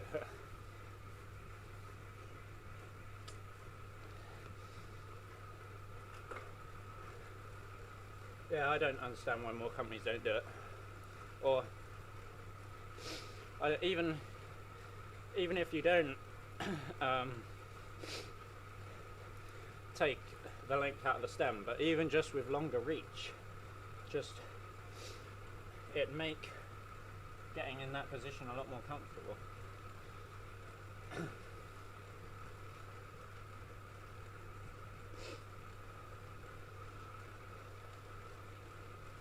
No, probably not.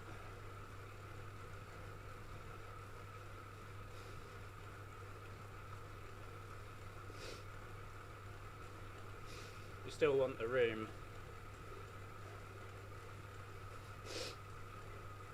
Especially if you're standing up and going at a gradient as well. It angles the bike so that your knees will come closer to the bars if you're going uphill.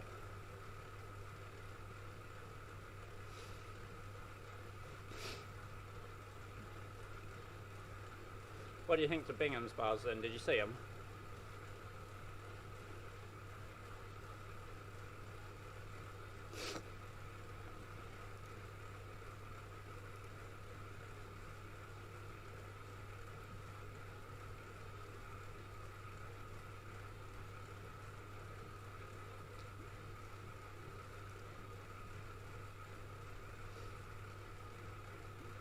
Oh right, yeah, so maybe the flare wouldn't benefit you so much, although it might be nice to have it from a comfort perspective. But yeah, even having the narrow then would help you because you're in the wind so much. It's not necessarily for the racer, so yeah, it's a good point.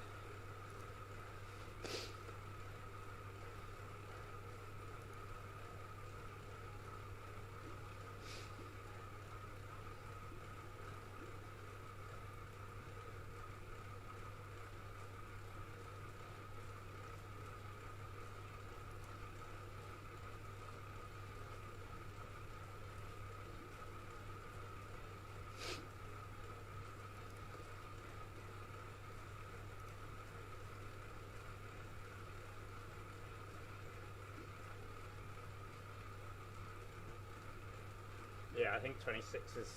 They're 26, are they? I didn't actually know the number.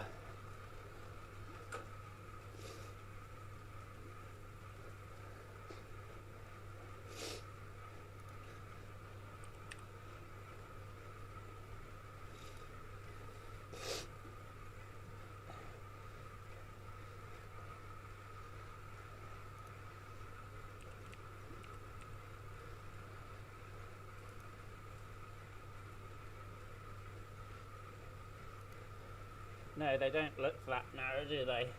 Well, I don't know. Maybe because the levers are so flared as well.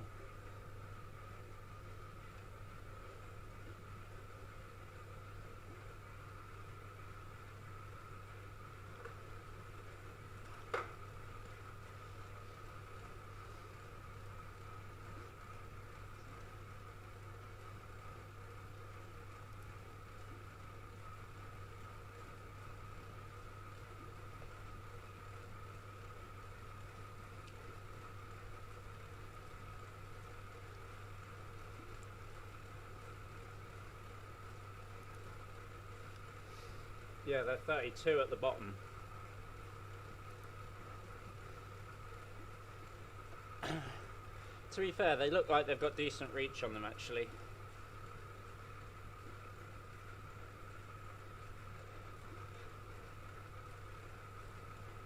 It'll be interesting to see how he sprints on them though.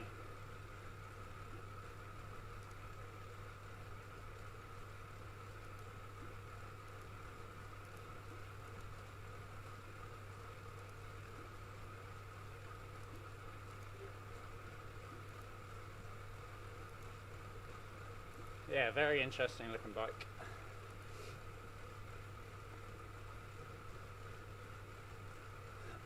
They do look like track bars, don't they?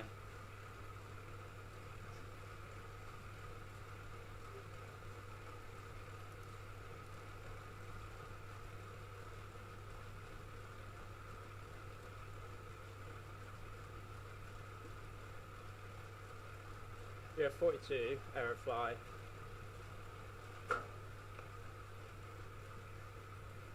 Yeah, I think similar. I'd be happy with 32, 34 on the top and maybe 38 on the bottom. I've got 38 on the bottom at the moment and that's fine for me.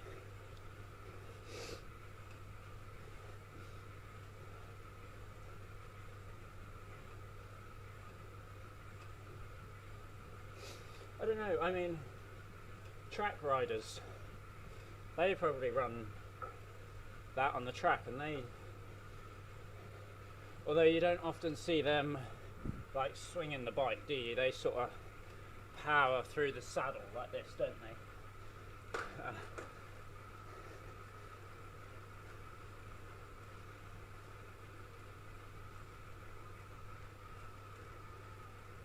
Yeah, I know, it's a shame.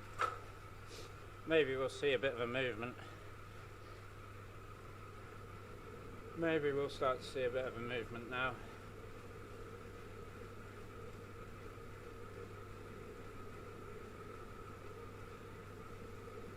Hopefully, definitely with the reach as well.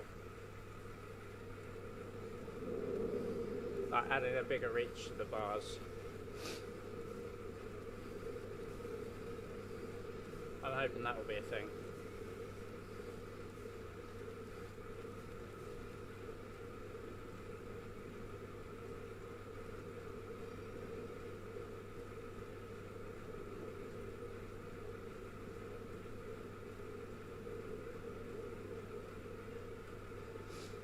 Yeah. I know I'm sure there must be some bars though.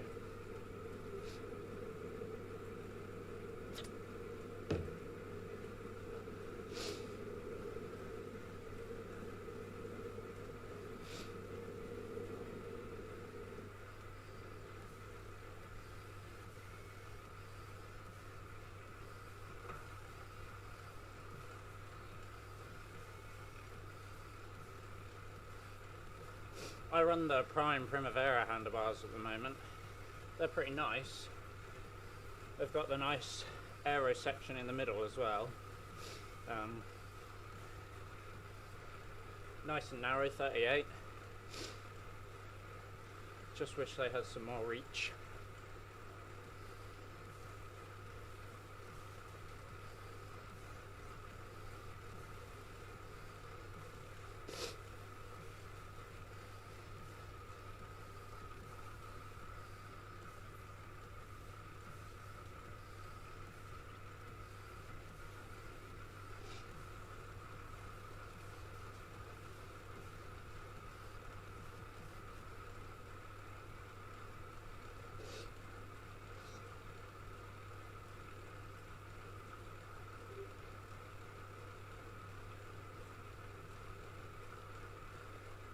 Yeah.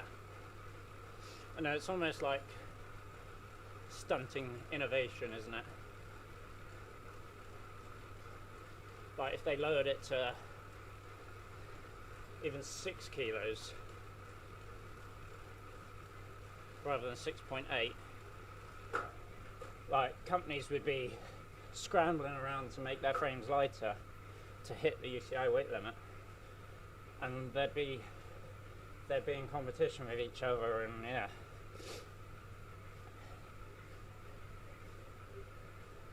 There's a lot of rules. There's a lot of rules around TT bars, but is there actually many rules around road bike handlebars?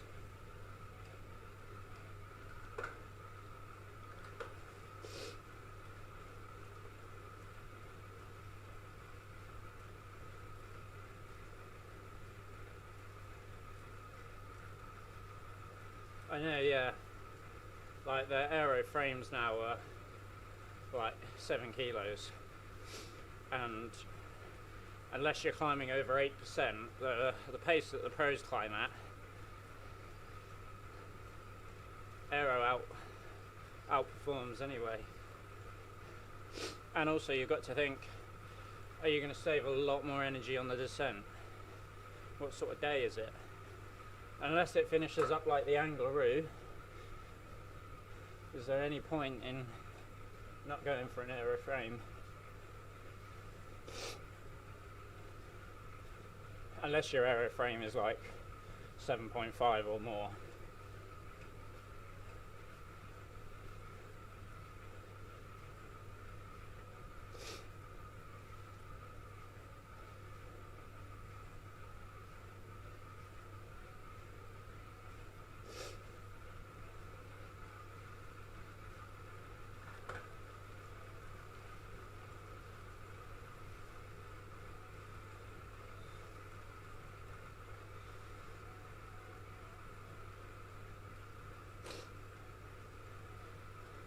Interesting to see what like pros' thoughts on it are.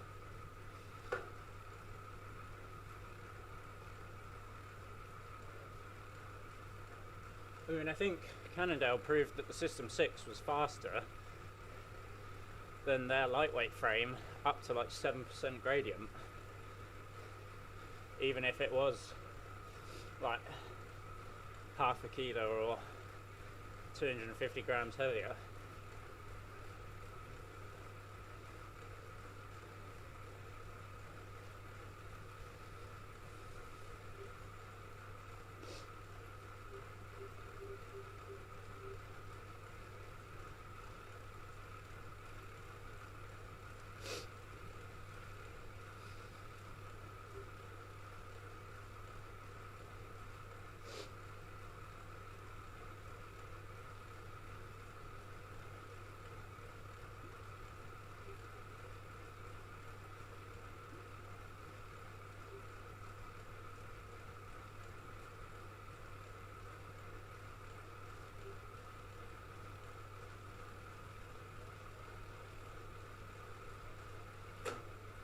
Yeah.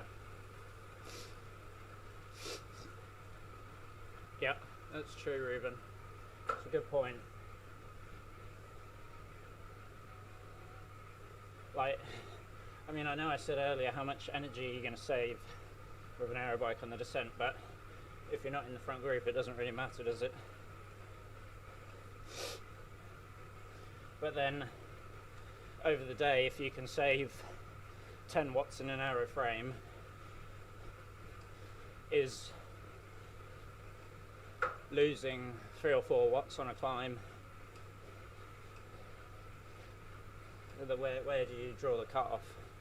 So I don't think every person is different. I don't think any computer model can decide which is better for each individual person.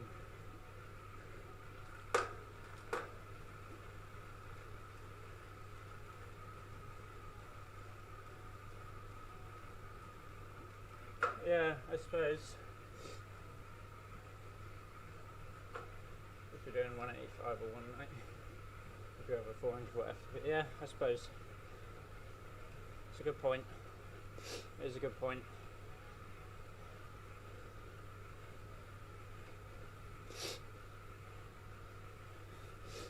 But it is a good point. But yeah, it's a hard one because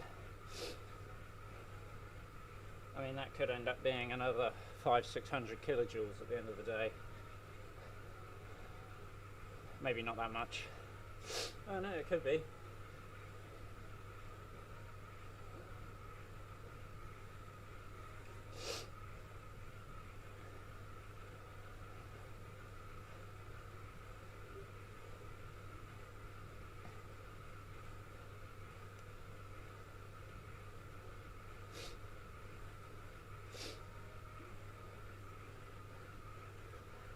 Yeah, it's completely rider dependent, I think, as well. Like some riders might not be affected by 500-600 kilojoules, whereas could tips them over the edge.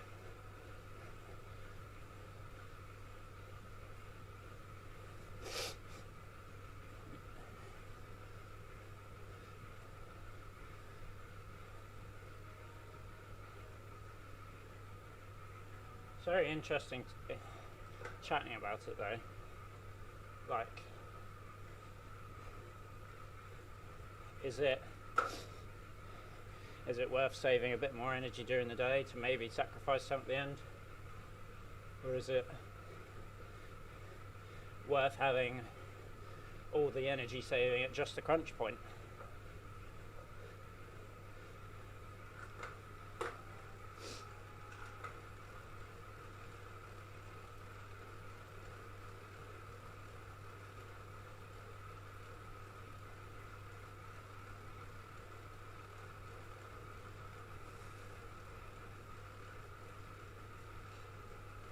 I think it is 100% rider and course dependent. But it's like the way you say it then, like the way you were describing it, you almost think, well, why wouldn't you go for a climbing frame and have all the gains in the decisive moment? But then I always think, why aren't more people running aero frames?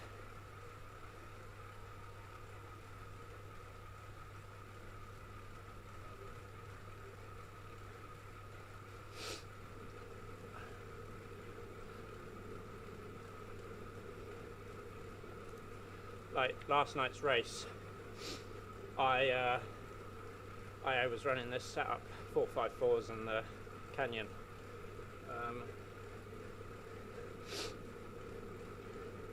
But I didn't go for the 858s because I wanted the extra benefit on the climbs. So maybe I'm going lightweight over aero there. But then I don't know whether the 858s would have been better for the sprint finish.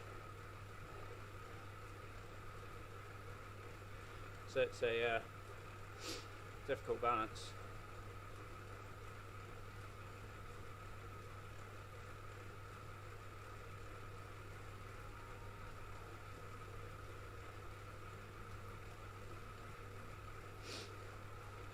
I thought my character had his levers angled in then, but I don't think he does. No, he doesn't. Just from the side it looks like they are. From that angle a little bit.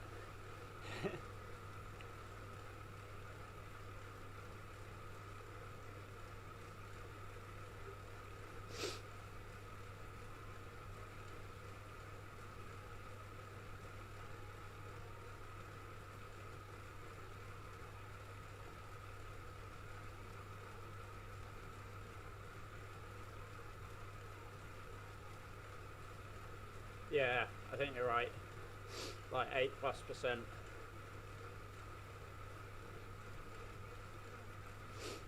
Probably less than like 15 kilometers. I don't know. There'll be a cut-off speed rather than a cut-off gradient, won't there?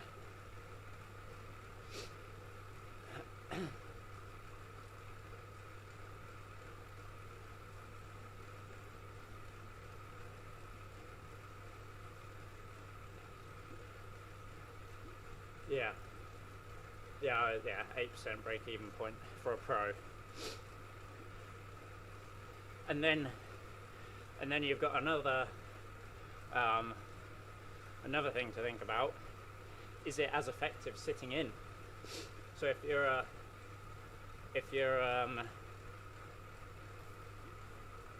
that's a good point actually, Ruben. Like, so even if the climb is 9%, the gain from the lightweight is going to be very, very minimal. So you almost think, why the hell would you not run an aeroframe? Because you're going to be saving all that energy all day. And then if the climb is 9% and you're saving, say, 1%, because the break-even point is 8%, therefore at 9% the lightweight frame is marginally better than aeroframe. But then, what if you're someone like Chris Froome and you're sitting in the pack, even up the climbs? How effective is the aeroframe 4 wheels back? And then by the time everyone's dropped and the climb is 10-11%, do you then want that lightweight frame?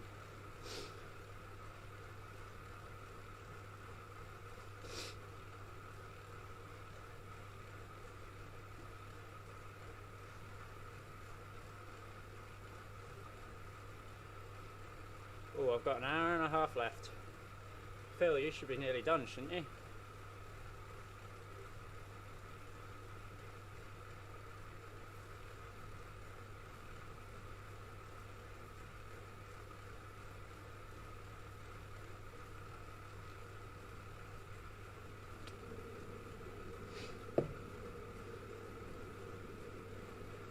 "35 minutes left."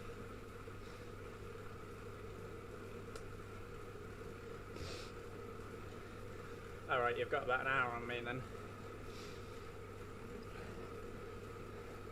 Yeah, you started at 8, so that would make sense. Have you had any stops?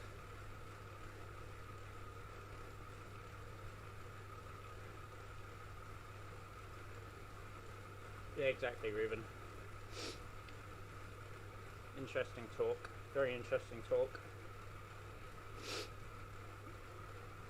You could have a tactical mechanical just before the Angleroo. Although you don't want to really lose any time, do you, once you start the climb? But you could ride an aeroframe all day and then jump to a lightweight frame. Probably wouldn't be worth the loss in time, would it? But if you so happen to have a mechanical, you could say on the radio to the team, "No, I want the light frame," and then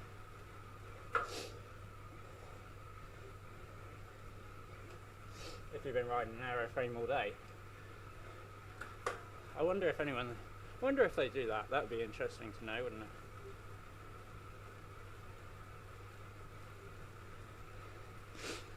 Yeah, I'm just doing, I think, 206, 207 today.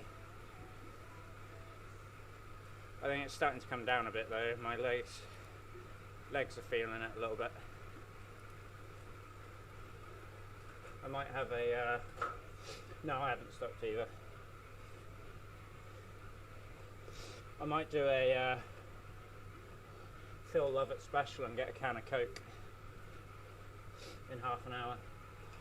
See if I can get a delivery from my dad if he's home. I'm in the garage, I'm just cut off from society. I apart from you guys.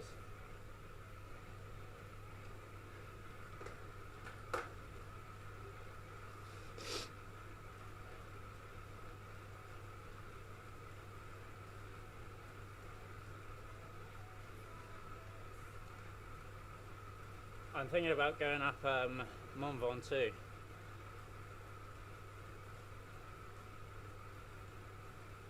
I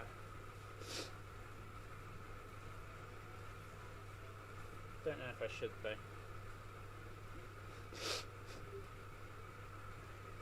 Don't know if I want to suffer the gradients.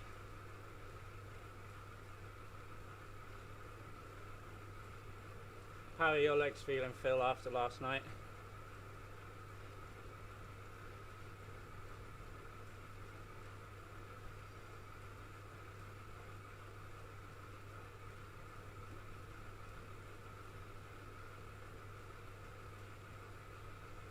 Yeah, it might be a nice change up, Ruben.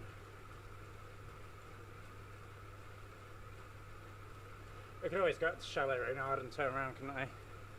See how I feel. Then to summit, Mont Ventoux.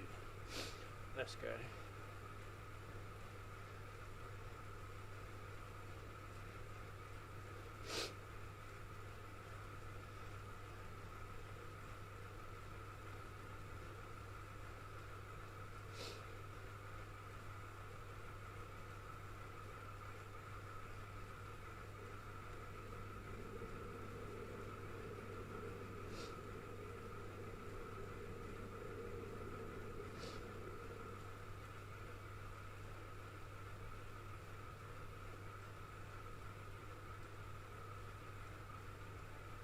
Alright, do you notice different activations at different power intensities?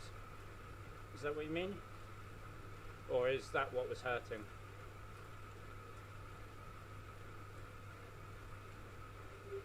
Oh, you've done it in real life, have you, Ruben? See, Ventoux is something I haven't done. Never been to sort of... That's right Southern Alps, isn't it? I go to the Alps a lot, but usually around like Saint-Jean-de-Maurienne, around the Madeleine, around Le Croix, Col de Colombier, the Galibier, that sort of area.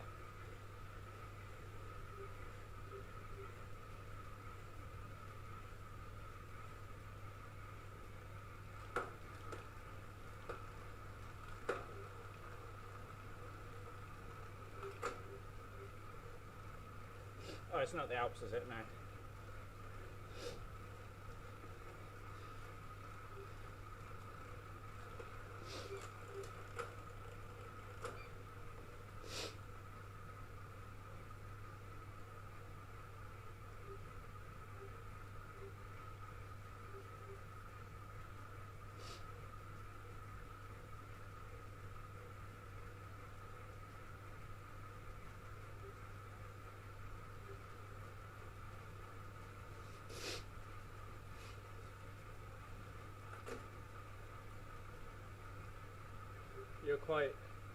You're quad limited.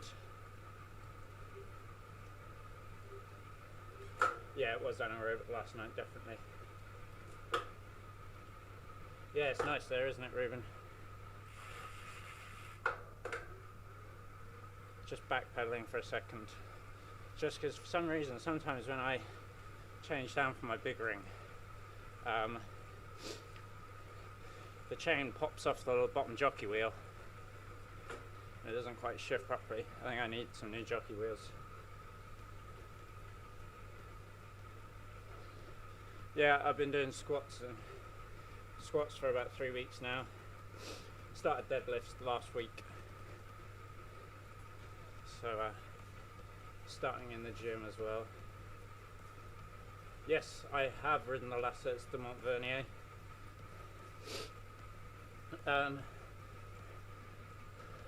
Because I know it as the Lassettes de Montvernier, not the Col de Chassé or Chaussée. Probably because I think the coal is just the switchback, isn't it? But then the Lasses de Montvernier goes all the way to Montvernier, is that right? Because I've done the whole thing. That is a very nice climb. Pretty steep actually in the switchbacks.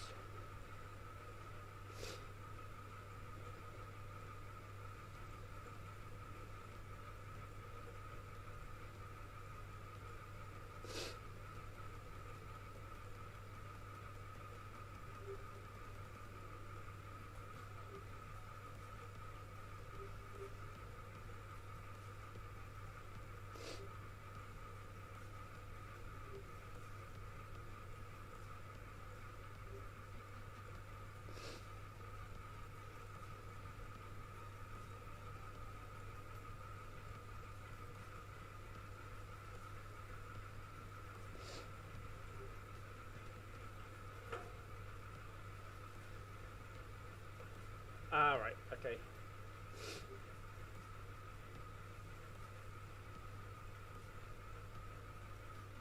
Yeah, you can, can't you? That's how I did it.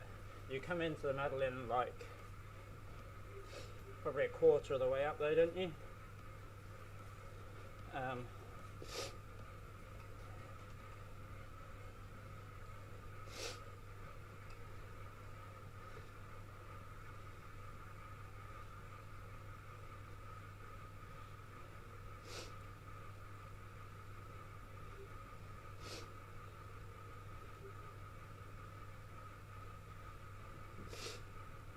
Have you heard of the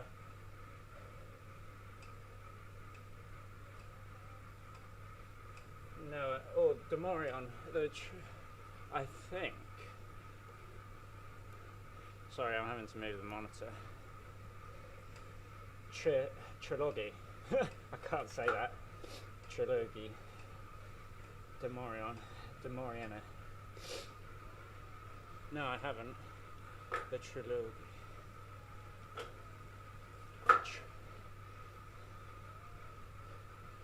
See, I think I've heard of something trigger law. Potentially, but no, I don't think I have.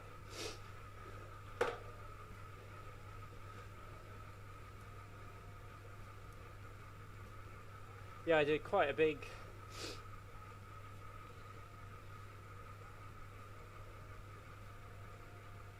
Oh, right, is it? No, I haven't heard of that. That's interesting. I'll see if I can find one of the big days that I did back when I was in France. So I went up the Telegraph. Let's have a look. Then was it the Grand Don or the Galibier? I can't remember.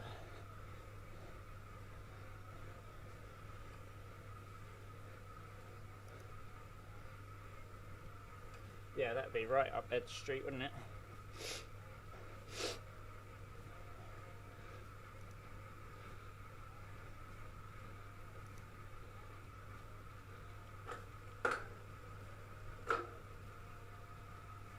Yes, that's it. You're right, Ruben.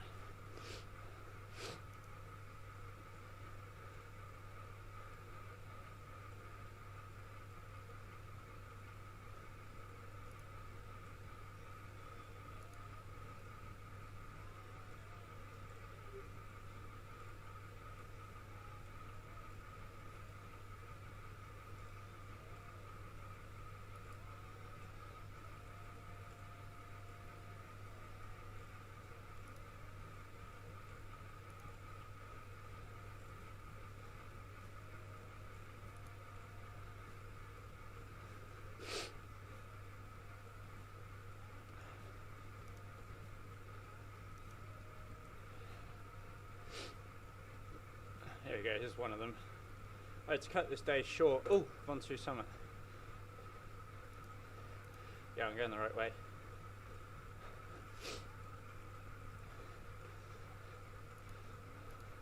Yeah, I had to cut this day short, unfortunately, because my knee was hurting.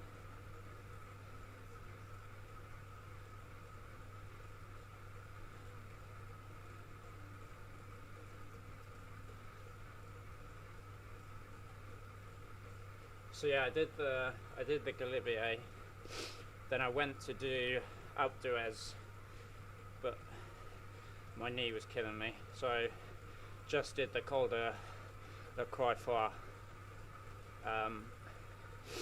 and then descended back down into Saint Jean de Maurienne.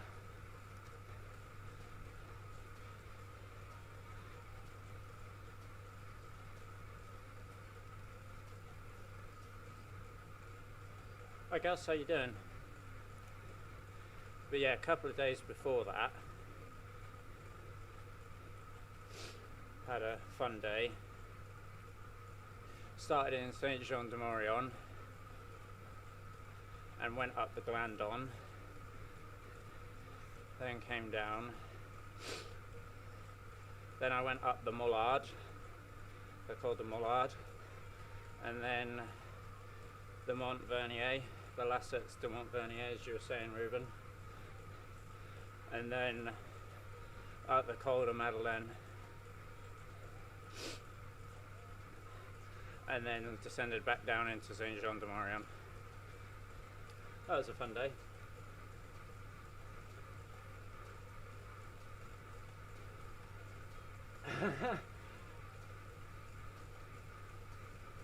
Oh, no, that's fair enough, Gus, don't you worry. We've all got work to do. Just been having some interesting conversations with Ruben about when to choose an aeroframe over a light frame, and now just about riding in France. They had a similar story. Injured your knee on the Galibier descent. Oh, on the descent, did you?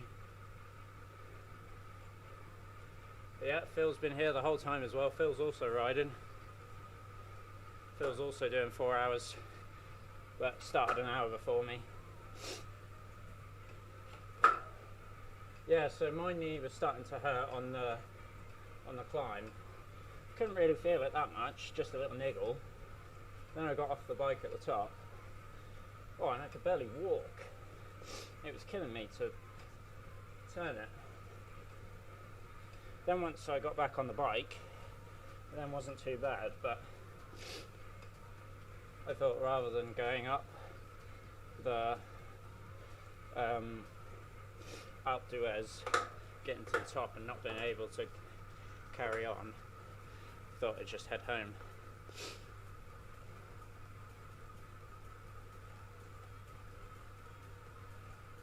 Oh, you just finished your essay, have you? Yeah, just zone 2 today, Gus. Just riding steady after last night's race.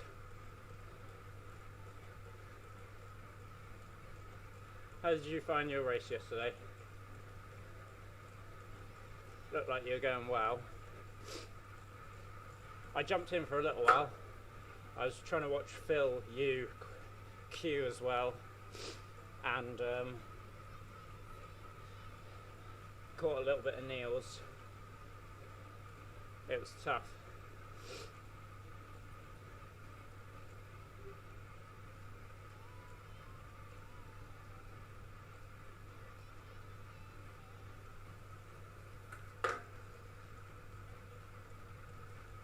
Is that on Eurosport? Is that for Dutch Eurosport, I see? Oh, Sporza, sorry.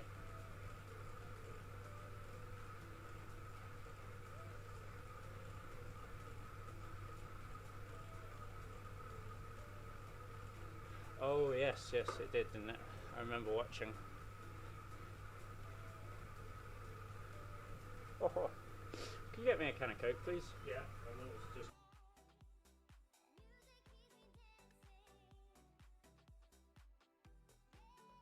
But yeah, thank you. I've got an hour and 15 left. Yeah.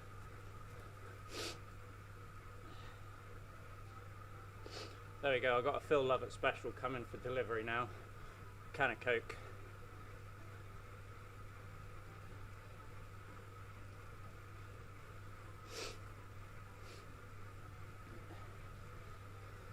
Thank you.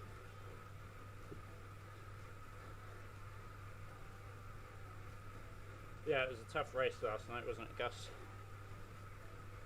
That course is not nice. Oh, actually, Gus, blimey.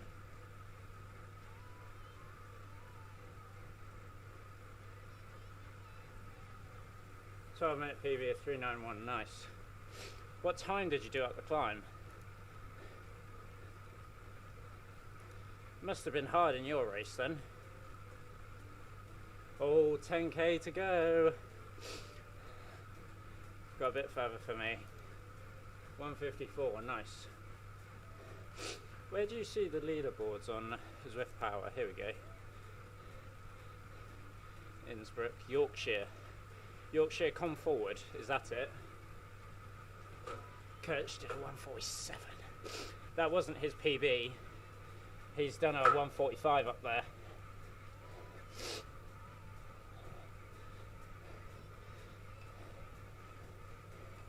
Let's see if I'm on here.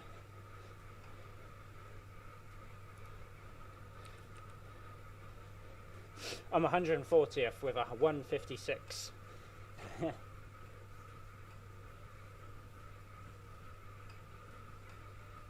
I did a 156. 154. I didn't. Did you go for the points? No, it was more. You were in the group, weren't you? Kirch was going for the points. A 145.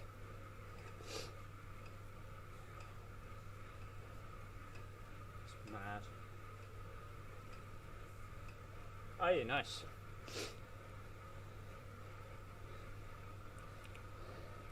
What, are you the highest ranked rider? What rank are you? 579th.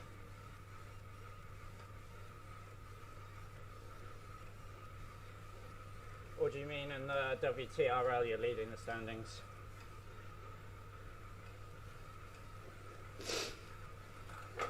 I was mega surprised about my race ranking on Zwift Power though. 89th ranked on Zwift Power.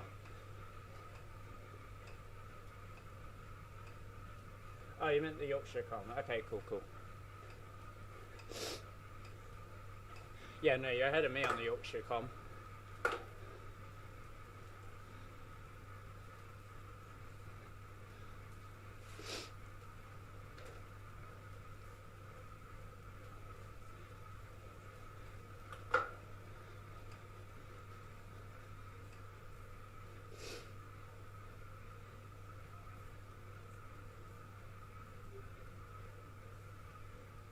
The draft was insane. Oh no, Gus, the power was insane.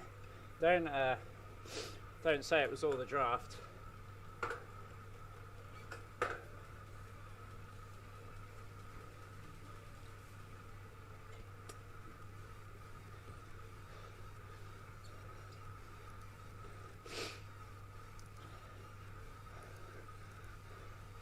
I think Kirch is better than Boniface, but you've got Kirch in yours, I've got Boniface in mine. So we've both got someone who goes off the front up those sort of climbs.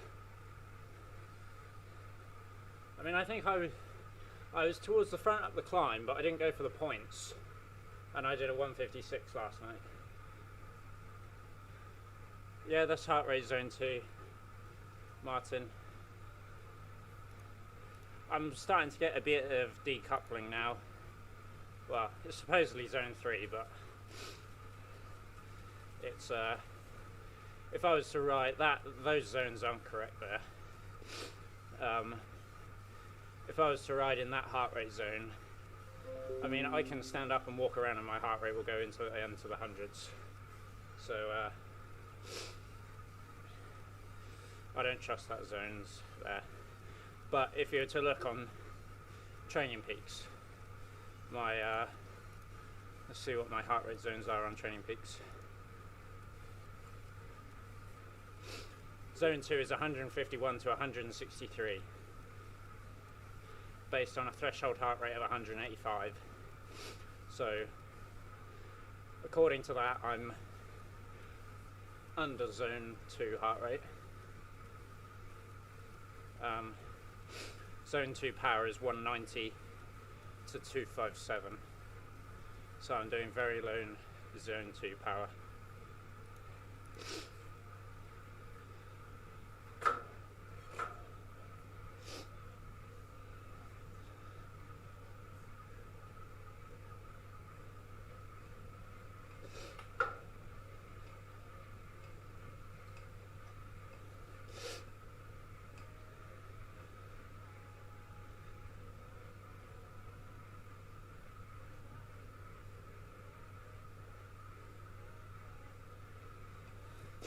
I mean, Martin, it completely depends what zone system you use as well. Like, some are based off a max heart rate, whereas some are based off a threshold heart rate. Like my max heart rate is like 201, 202. So 145 isn't very high for me. Like, I'll happily talk and chat at 145 and it doesn't bother me, so it's definitely zone 2, even though it might not fall in the Zwift zone 2.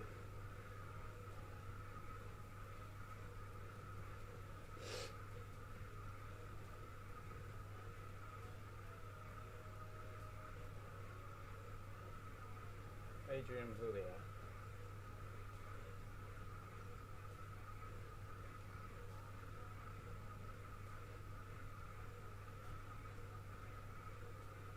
Oh, that's strange. What, you mean the ranking? That was his ranking score he got for that race. I'll tell you what, was there primes or preems available for that race, Ruben? Because that might have been their finishing position, but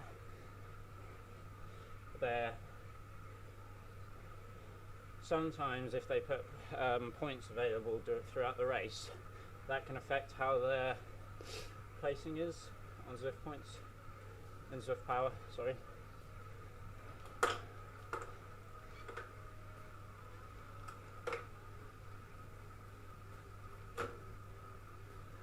Yeah, you're 25th, are you? Nice. There you are, this one's for Phil Lovett.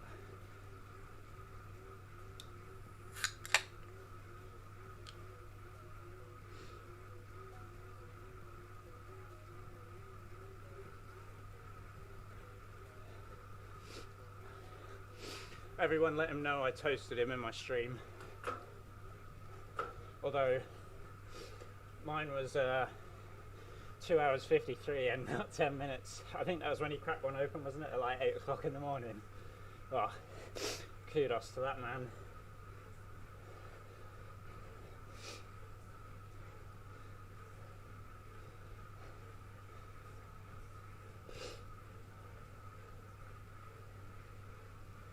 Oh yeah, Z points, yeah. That's right. Z points is based on power and segment times, I think. Your power and your best positions on segments, I think.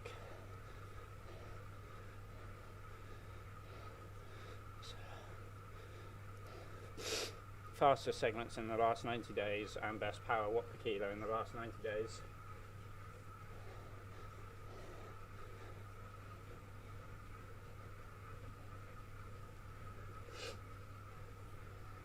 Oh yeah, Gas King of drafting. Doesn't have to do that much power. I'm 72nd on Z points, surprisingly, in A+.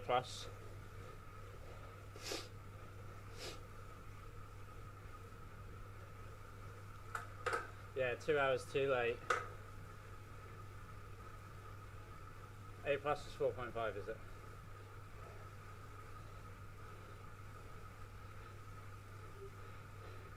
I don't know how to fix it, but Zwift Power still says I'm under 20.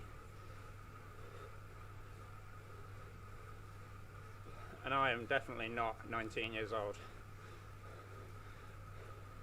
It's not like linked to your Strava, is it? I haven't got my...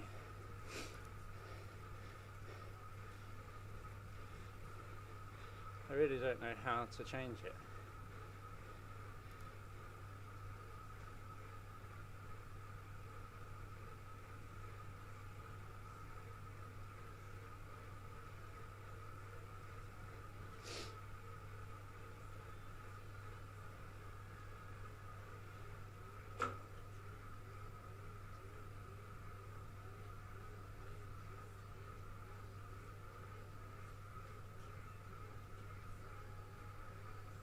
Oh yes, yeah, the category is based on your best races, is it? Oh yeah.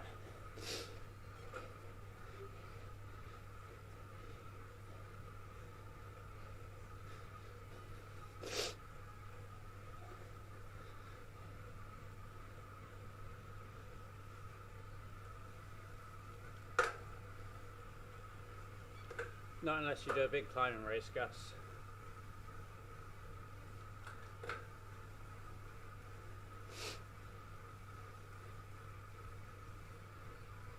Is there any advantage to being an A plus though? I don't think so. Is there?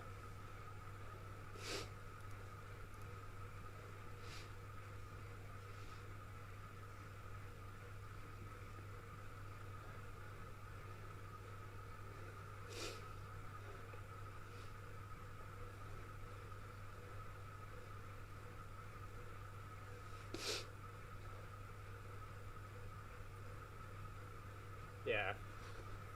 Yeah, nothing then.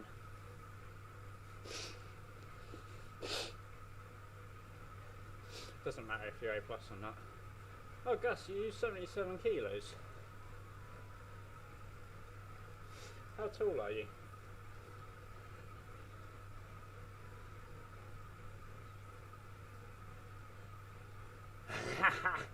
Impress the girls at the bar.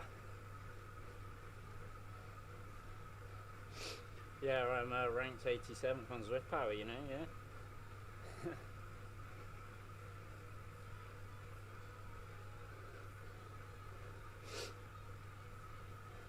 Oh, blimey, Gus, you're very tall then. Didn't realise that.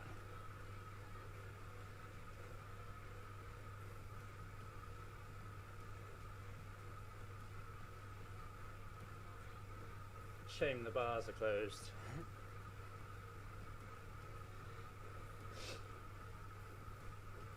Third in the Nationals. Which Nationals was that, Gus?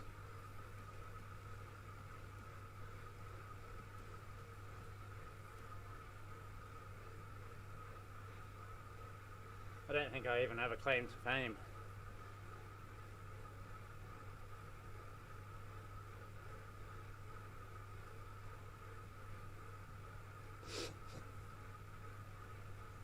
$20.19, nice.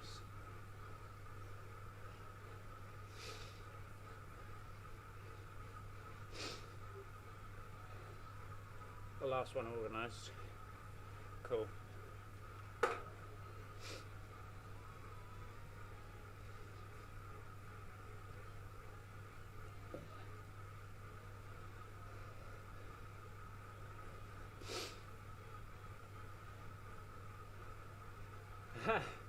Yeah, not been done again though. I wonder why that is. Won't say anything. Need to iron out some issues, I think, before they do another one.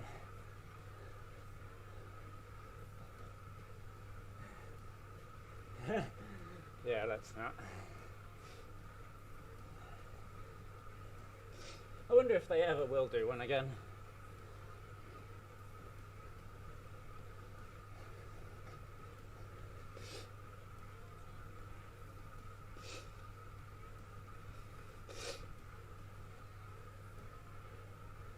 All these different nationalities.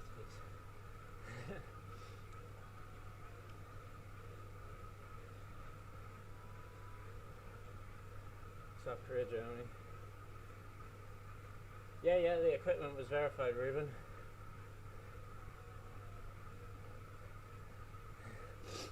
just some of the other equipment wasn't verified.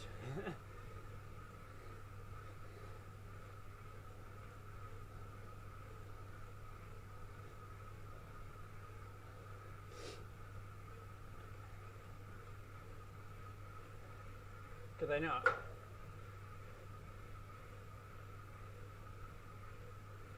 Well, I mean, the thing is though, like every power meter is going to be different. Like I bet if you were to buy two like models, like say two, I don't know, Aciomas, the chances of them reading exactly the same probably isn't. Well, it's probably quite high, but I doubt they would. Like, I think there'll always be some variation from power meter to power meter. Like the amount of variations you see on Zwift power.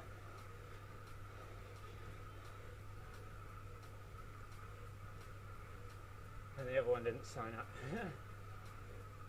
Oh, cool, Gus.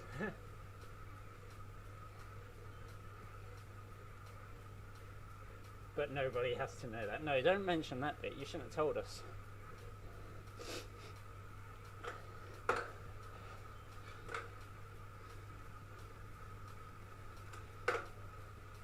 Ruben, you were saying that change in inertia might be nice, but I'm not sure if I'm enjoying it. Oh god, I'm dropping everything. That box is done.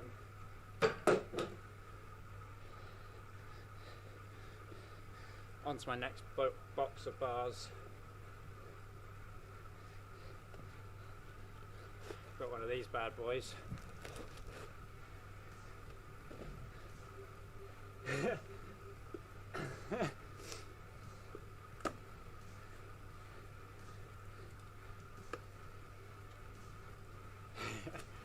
I guess.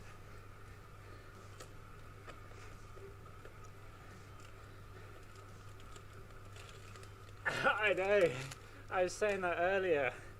Someone in the chat earlier was asking about food and what I ate, and I said I eat these. And I was like, oh, you can't even see them; they're green. Just nature valley bars, just oats and honey, effectively.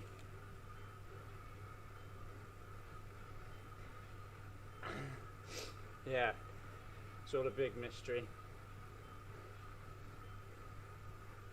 I wonder if you can see this. Oh no, you can see that, yeah. That's not too green. I wonder if I could hide myself.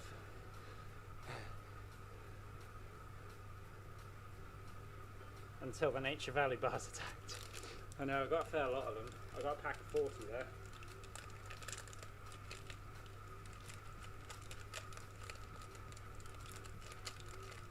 We're getting through them, we're getting through them.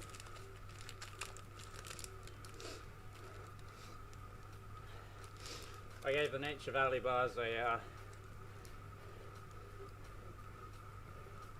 2-pointer. I'm not very good at basketball, so we'll just say a free throw. Not good enough for a 3-pointer.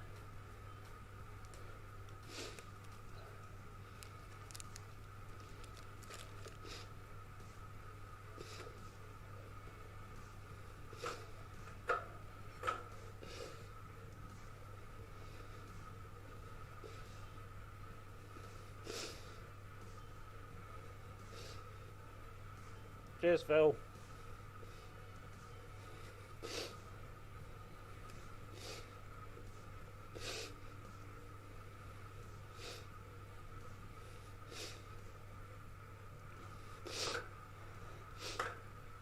There we go, finished my mouthful. Yeah, thank you very much, Phil. Well done on your ride this morning. We'll have to hook up on Discord. We'll do some together if the weather's not good. Catch you in a bit.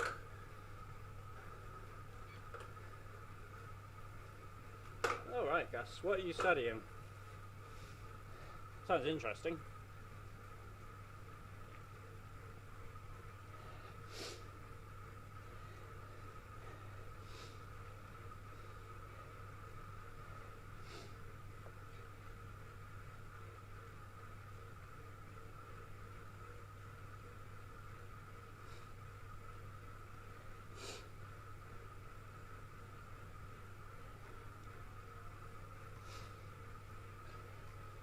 See you later, Phil.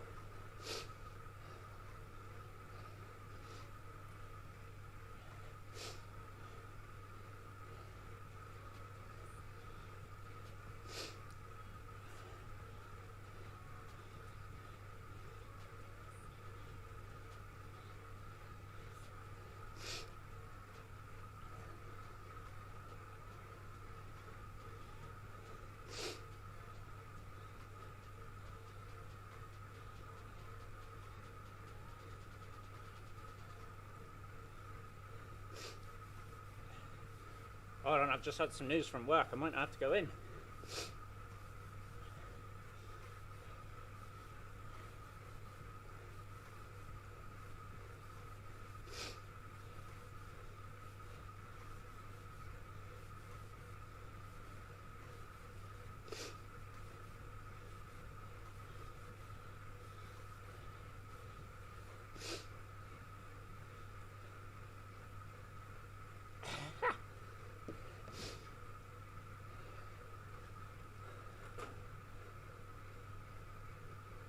Gus has got a PhD in draftology. Haha! Nice one, Ruben. Oh, you're studying sociology, are you? Is that at uni? Is that bachelor's you're doing?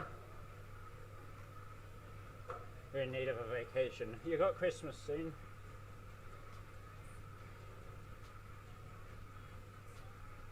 Yeah, full Dutch chat apart from me. Bachelor's, nice.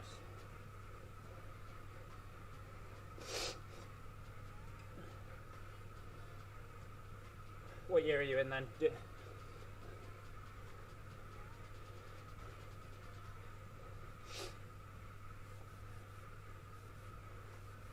First year, nice. Yeah, I know one of my friends who I did my masters with at Newcastle was from Holland. She was Dutch, so she was telling me all about your uni, or the unis over there.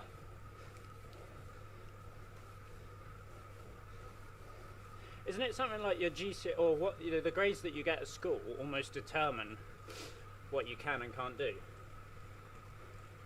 I can't remember what she said it was like.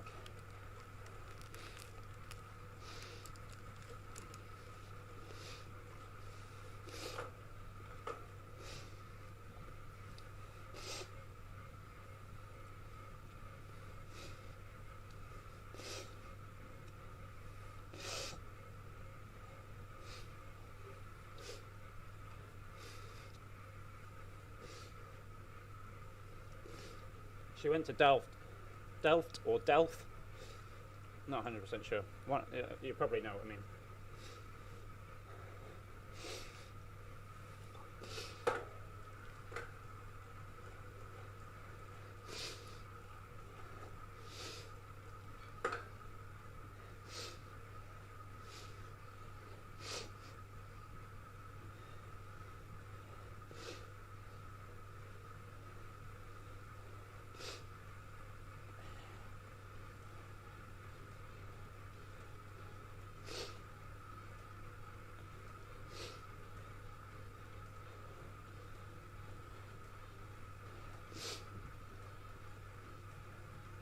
Oh, does he? Nice. Sort of. In a high school, you choose certain subjects, and that basically determines which field you're going to study.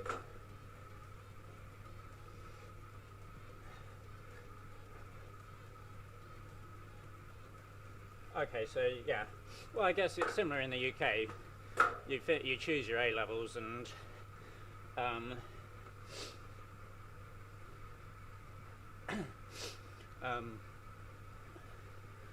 you choose your A levels, and if you were to choose like maths, physics, like you couldn't really go and do geography at uni.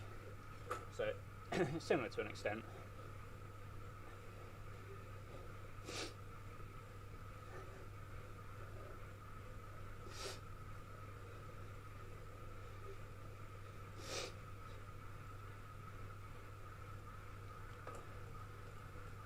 Okay, cool. Is that where you're from as well?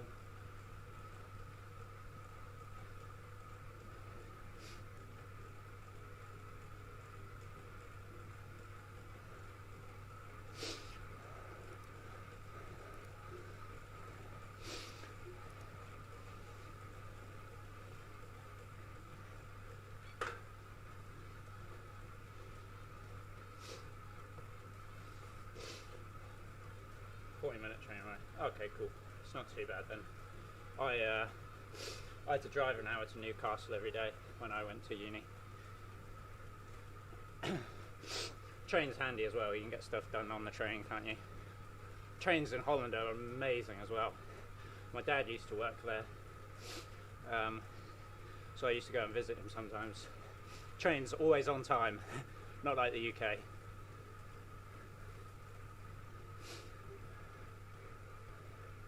Yeah, it was the same for me, Gus. Luckily, I pretty much finished most of my lectures by the time COVID was bad in the UK last year.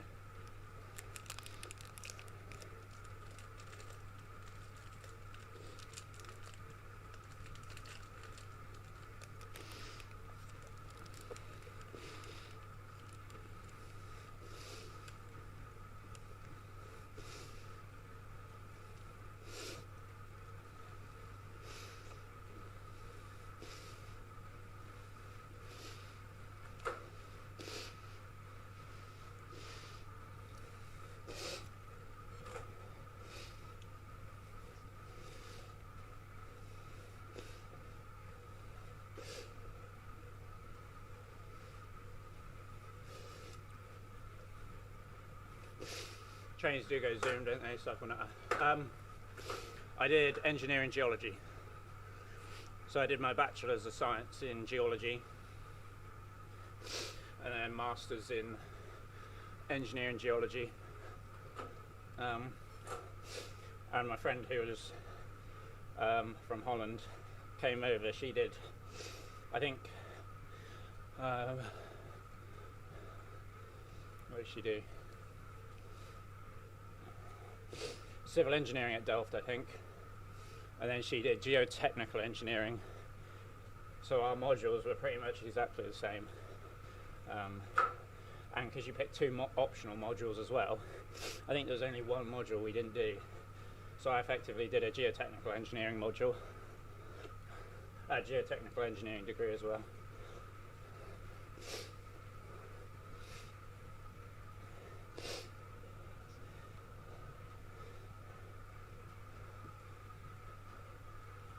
Zach learned Dutch to complete the Wahoo sponsored stream chats.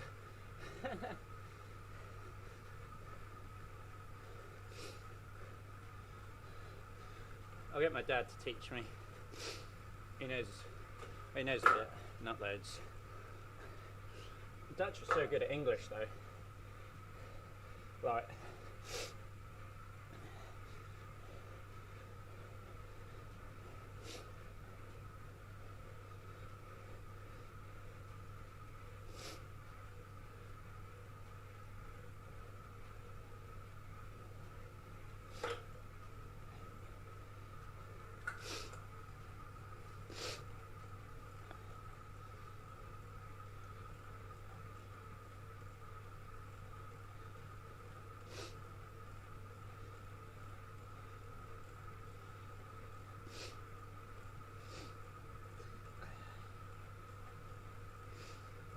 I mean, I know that's a very bad excuse for me to have and not acceptable, that saying that you guys are so good at English I don't need to learn Dutch, because that's not true. It's unfair. It's not a good thing for me to say. I understand that. I'd love to learn other languages. I really want to learn French as well. Ah, nice. I saw Iron Maiden live in Aston when I was younger.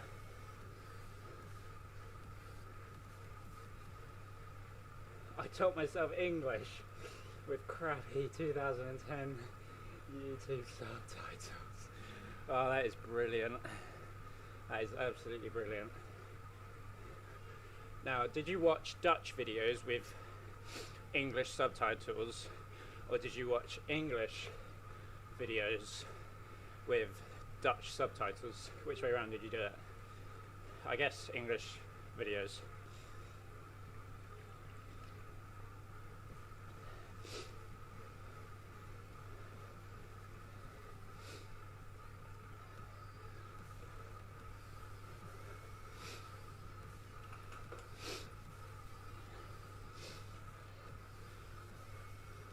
you find that knowing English helps you in your studies, or is like 100% of it all in Dutch? Like, what sort of percentage of the population knows English over there?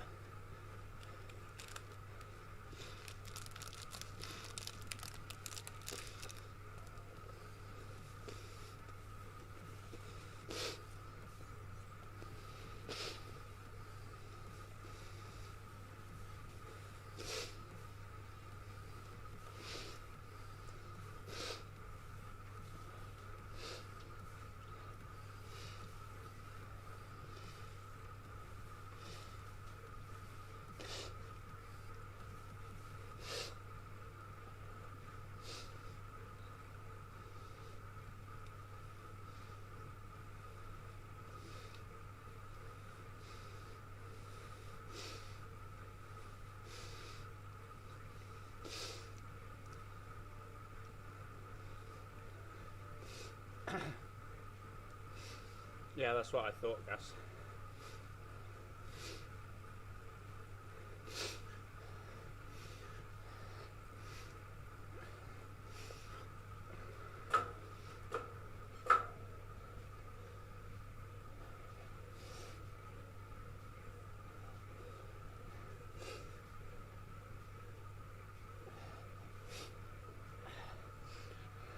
Oh, my dad's here actually now. I can ask him. What did you? You said I was pronouncing his name wrong, didn't you? Hoos. Yeah, he told me that I'm saying Gus wrong. Apparently, we'll see if Gus agrees. Is he there? Yeah, he is. Yeah. Is he Dutch? Yeah. Wait a minute. He probably can hear you. I've got three Dutch people in the chat. Yeah. He just went, "Oh my god!" I'll see what he says. Hello.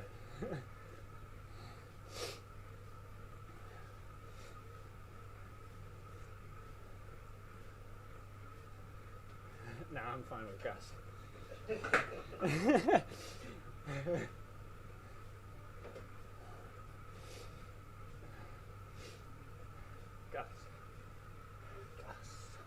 Goose. Oh yeah. Gas.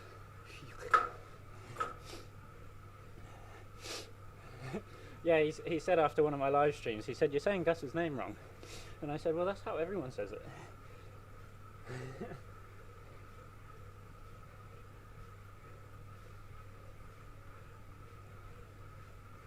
Your dad's English and he tries to speak Dutch when we're over there, and they speak English back to him and he gets triggered. They're probably like, "Your Dutch is so bad, we'll just speak English to you." To be fair, my dad said that.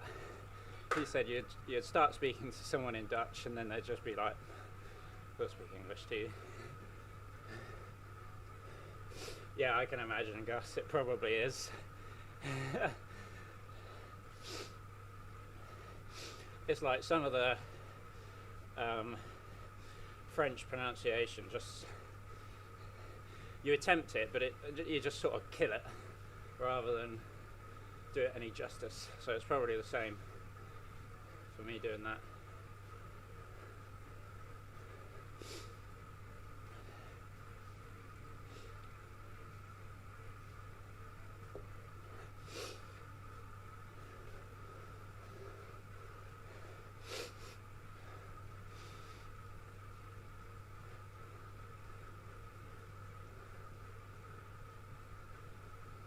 I appreciate you trying, but it's kind of cringe. Oh, that is great.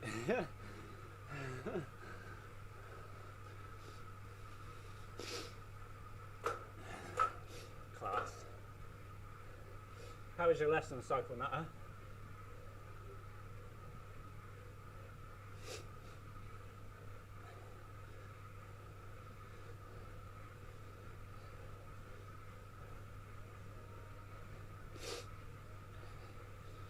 I'll tell you what, I see why Bike Racing Without Mercy drinks this stuff. Man, legs are feeling good now. Heart rate's high though. All the sugar. Legs feel better than they did 2 hours ago.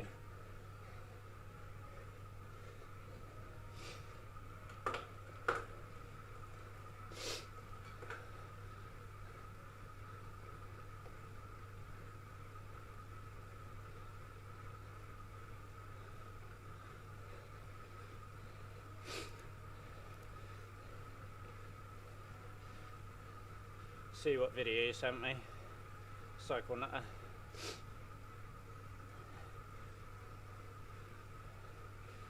It might take a minute or so to load on my phone because my Wi-Fi connection isn't very good in the garage.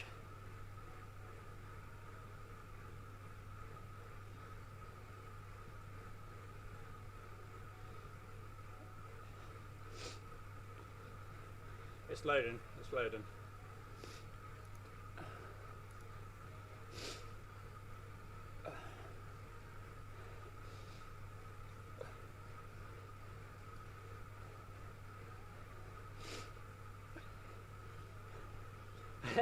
I Google Translate. Oh no, I've missed it. I tapped on it and it went away. I might have to view it in a minute.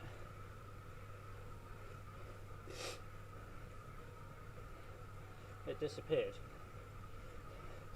I'll check it, Cycle Nutter. I'll check when I finish and go back inside. When I got better Wi-Fi.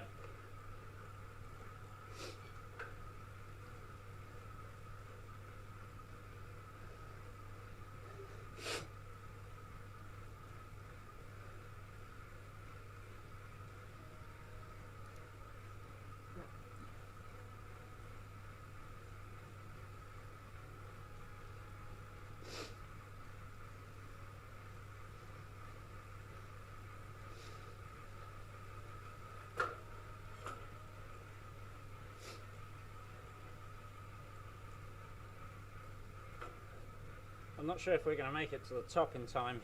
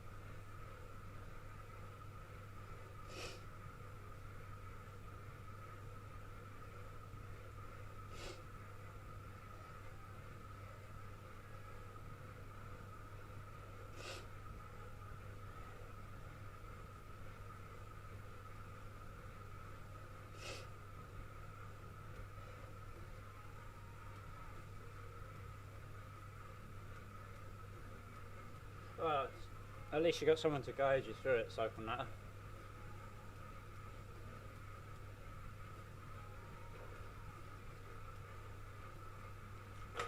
Just like a Zwift race then.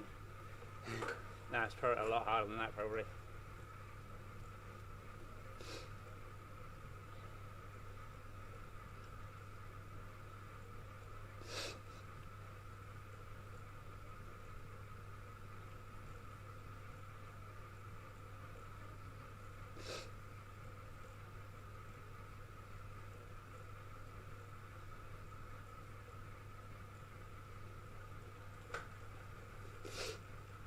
Just finished the race, yeah. Yeah, that's all you can hope for to start with, Cycle Nutter.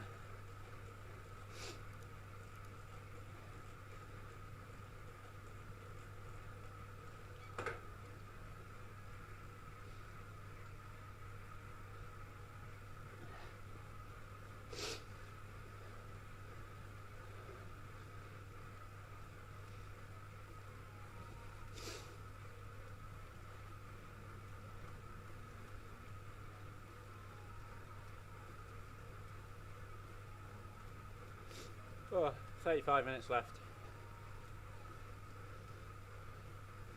We'll have to see if we make it to the top or not.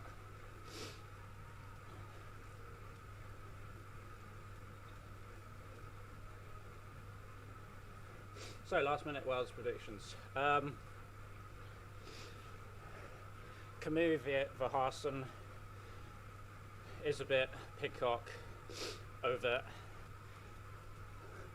Yeah. If I had to pick one, Verhasen, or I don't know, Camus, I don't know. It'll be difficult. It'd be cool if there was some betting on it, wouldn't there?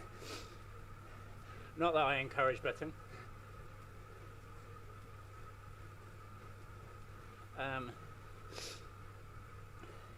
Yeah, I think if the pros make the race hard, Camus won't be able to do it at the end. Whereas if he can draft well, I think he'll get it. But I was saying earlier, the climb's almost steep enough that if there's a pro with a good 1 minute punch, he might be able to get a gap and just maintain it. If he can do like 11-12 all the way up, he might get away. But if it all stays together, then I reckon Camus or Verhasen will win.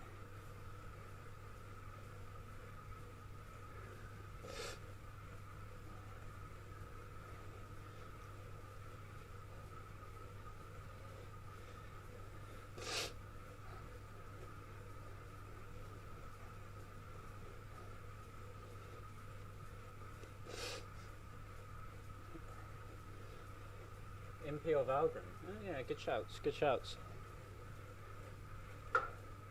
Oh yeah, you've got back Freddie, haven't you? Yeah, it's fair enough. I think he's got a good chance, to be fair.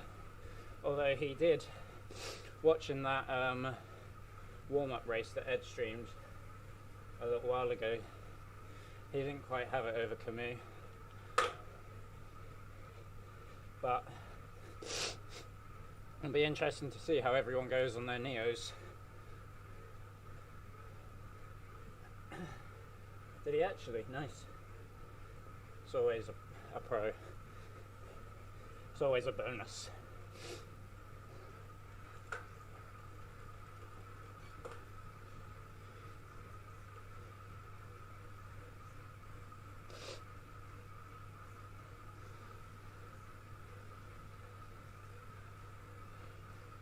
Oh, we've got some major heart rate decoupling this ride.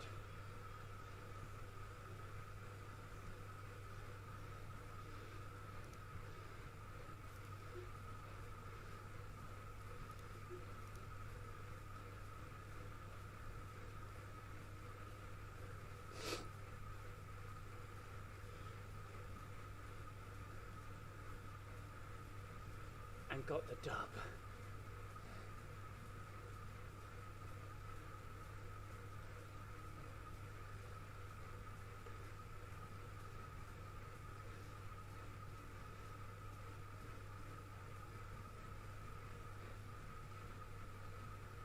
Surely they should just weigh you like before you get on the trainer, and then it will stop any of that crap.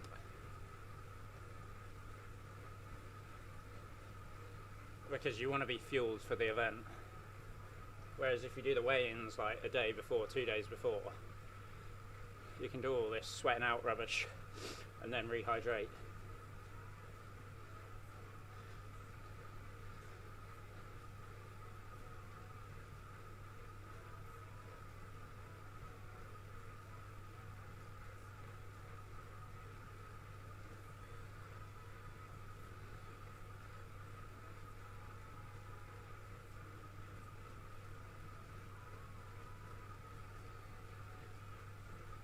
I can't remember when their weigh-in was.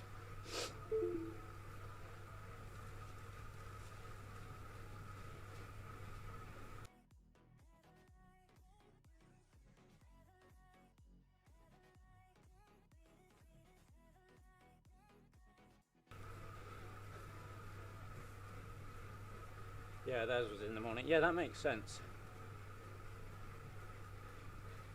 Or even when they're in the arena, like half an hour before the ride.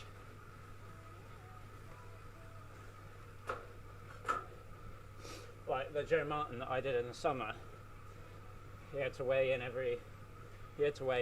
like they did it within 24 hours, but you had to do it for each 3 stages, so there's no point in doing any of that for that. But if you won the stage or won a jersey, you also had to do a weigh-in afterwards, so they could see if you were like big variations. if you're doing anything funny.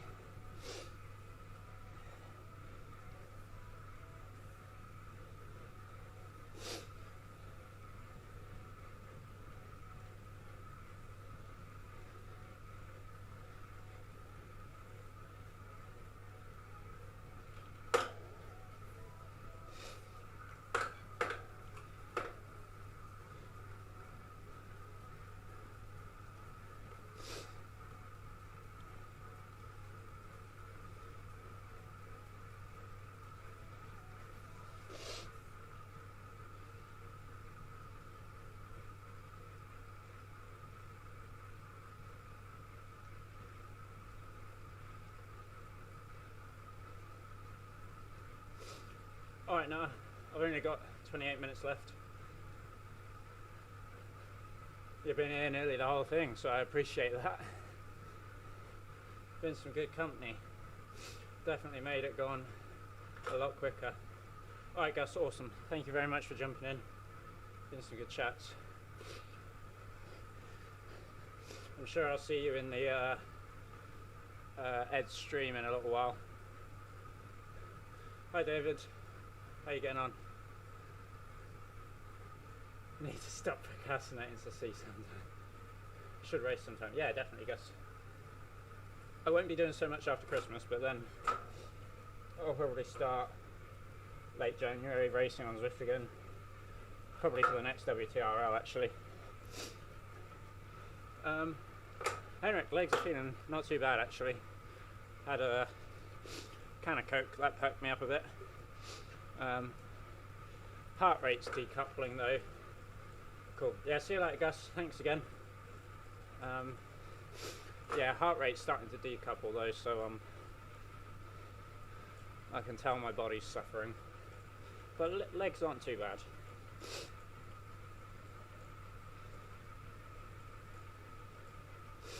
How are you getting on, Henrik?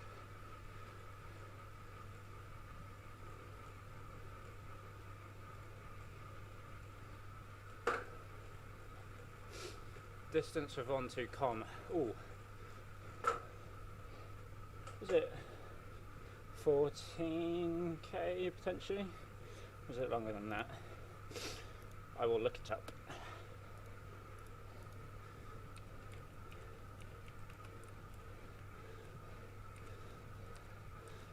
Let's have a look.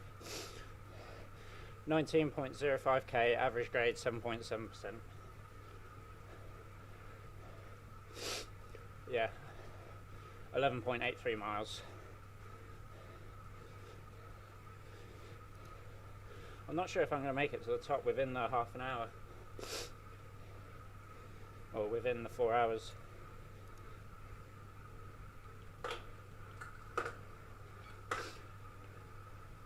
Yeah, Henrik, Zwift Academy's done.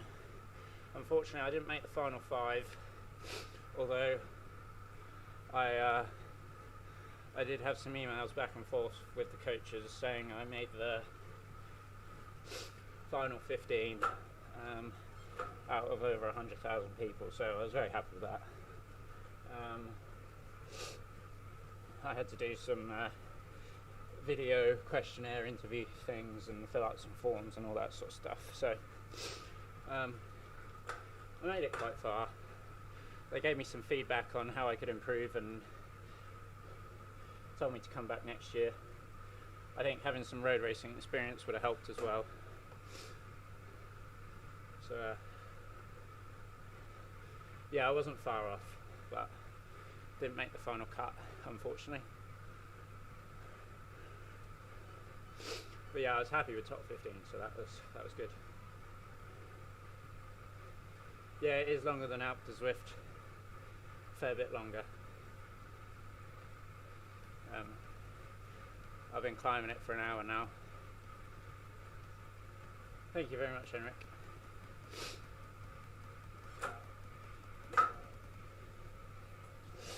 It's a bit of a slog with the low gears though.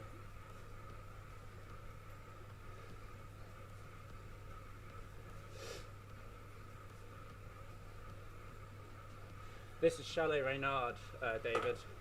So often in the real world they do races up to Chalet Reynard when the weather's bad.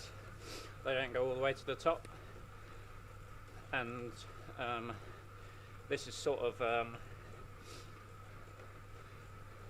about 3/4 of the way up.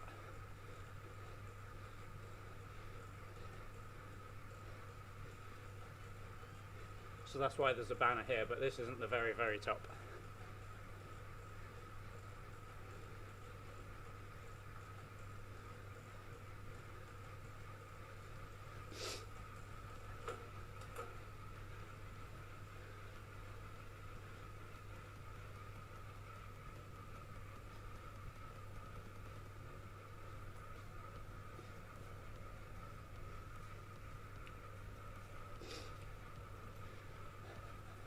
Get some cool camera angles.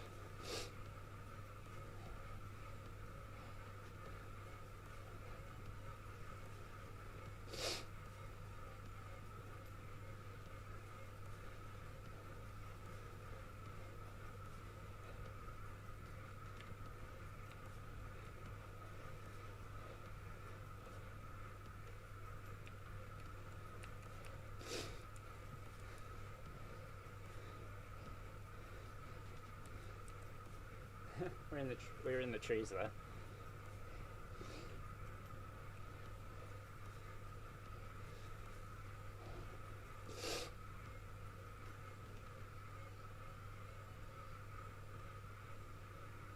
Thanks, David.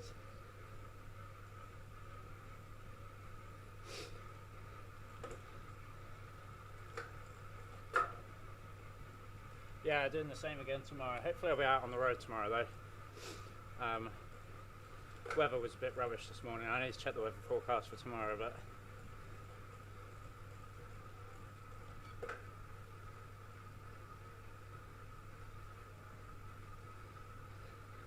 just comes with training, David.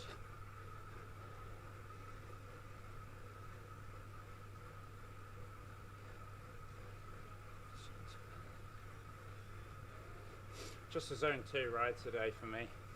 Just building up the miles, hours, building up the endurance now over winter.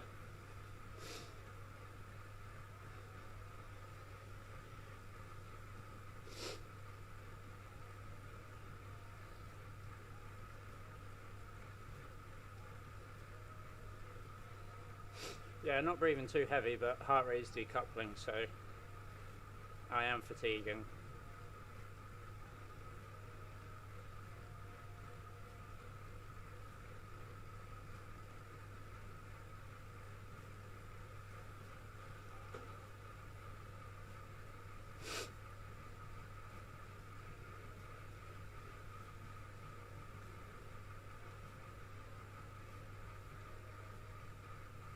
"20 minutes left. We have to see whether we make it to the top or not."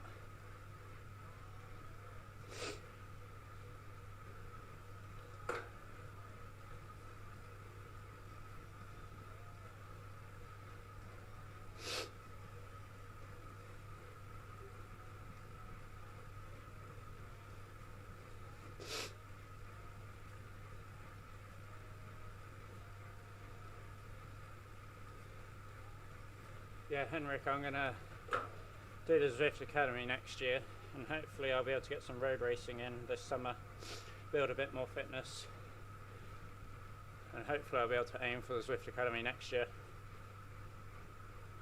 This year's given me some experience as well, so that's good.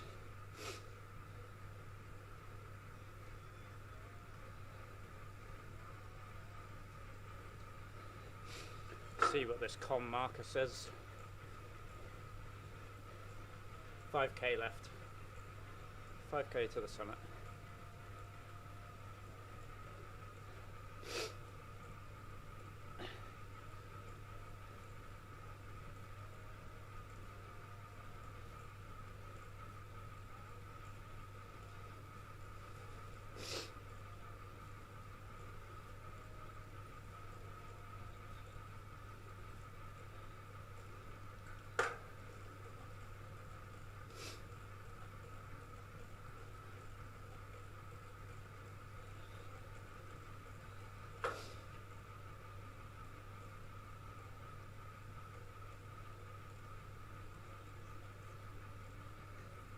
certainly looking forward to my lunch.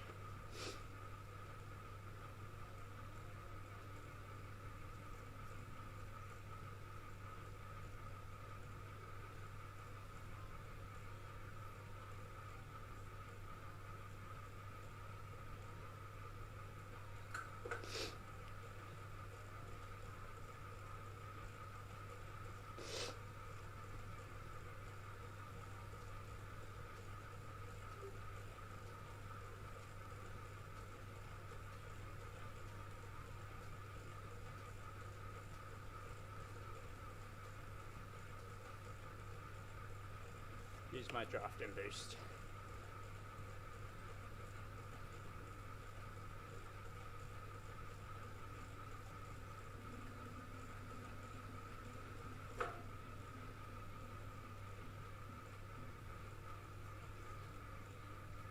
I got another power up.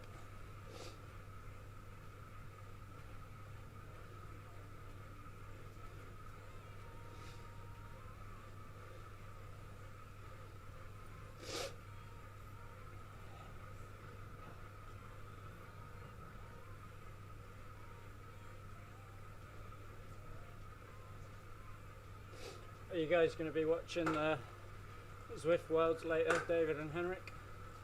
Hey Ruben, how you doing? Yeah, almost. I'll see how far away I am at 4 hours, whether I'll go all the way or not, because I'm doing 4 hours tomorrow as well, so if I've still got like 20 minutes to go, then I won't. It might be, I think I'm going to fall short, but it might be close.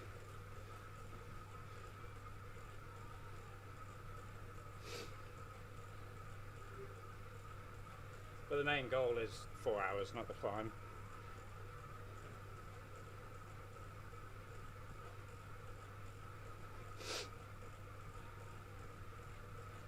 You think so? 15 minutes?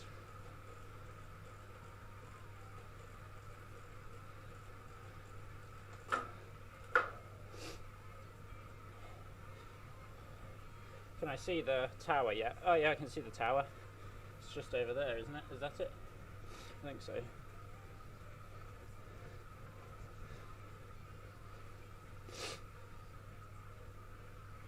What have you been up to, Ruben? Writing your dissertation?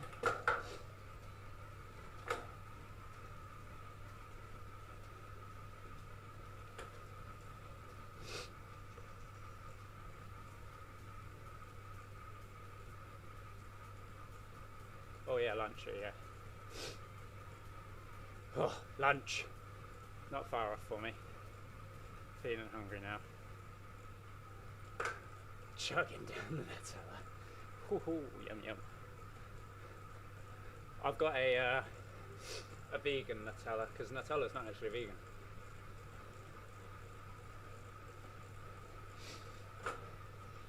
Nutella on toast? Or just out of the jar? Just out of the jar. Come on.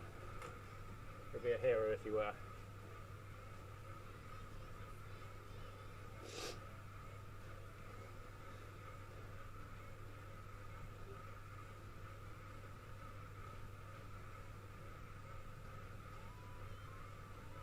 Hey, Psychonauts back. We're nearly at the top. Ruben's been drinking Nutella from the jar. Oh no, he's been having it on toast. Lather it on. Good lad, good lad. Everyone's telling me they've been having their lunch. What's going on with my Zwift and my droid cam? It's freezing a bit.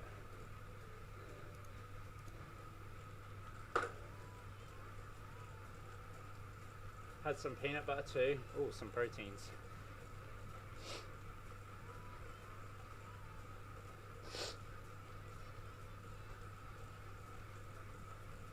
Haven't decided what I'll have for lunch yet.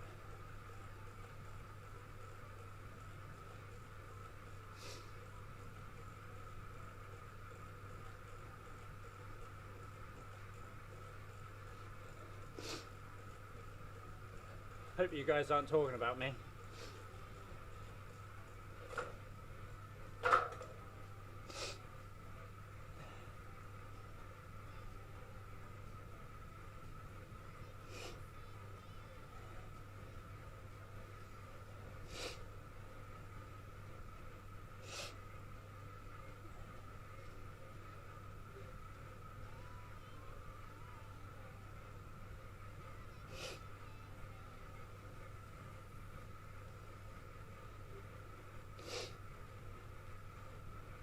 I think you're talking about racing in Assen.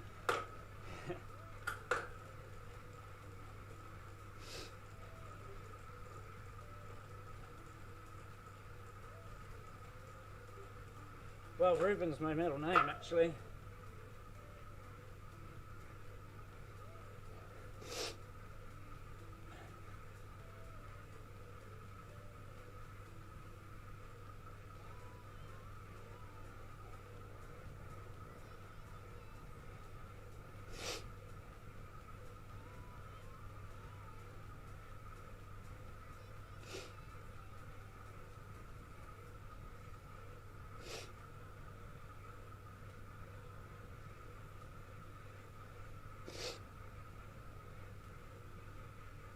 The chances of that. Yeah, Zachary Ruben Herod. That's my name. 3k to go.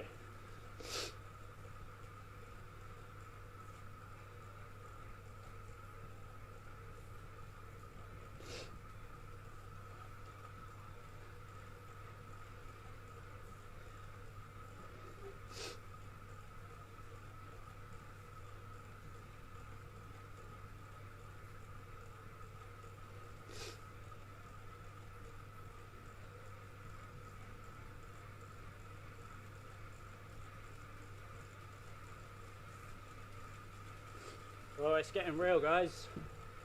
It's getting real, guys. Someone I know just sent me this picture. I don't know if you can read it. Hang tight. Heading to Watobia for the 2020 UCI Cycling Esports World Champs. It's not far off.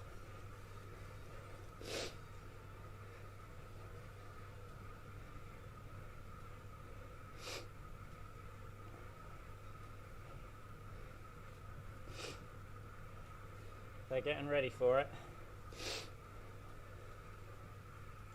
Do you have any routes on the Zwift to do? Or do you just ride whatever? No, I've still got some routes to tick off. I did one today. Just to get the XP, basically. I'm not actually sure, Ruben.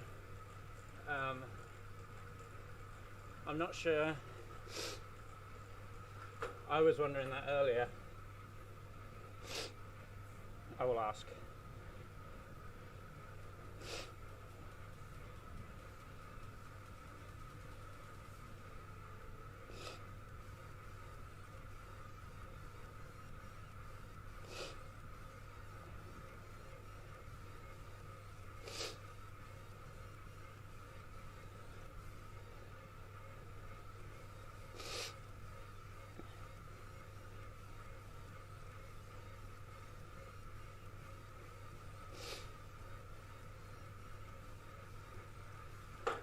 I don't know if YouTubers, oh, Kexo. No, butt's fine. Butt is fine. It's, legs are starting to hurt a little bit again now, though. We've been doing a bit of standing.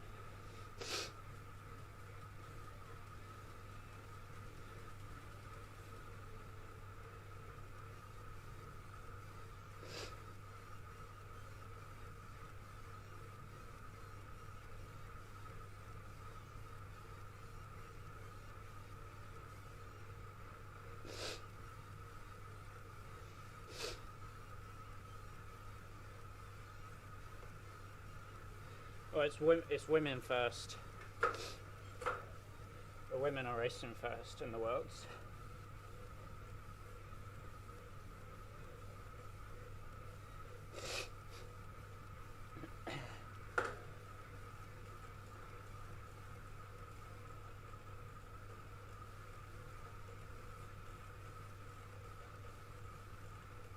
sorry for what now?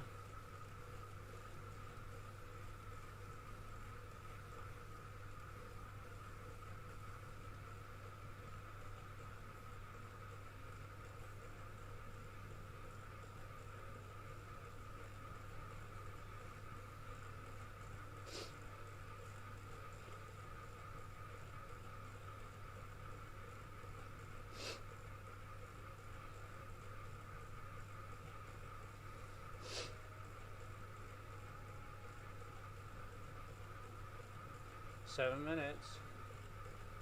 Alright, yeah, no. Well, it might not be, but that's just what I've heard. It probably makes sense to have the women first, to be honest.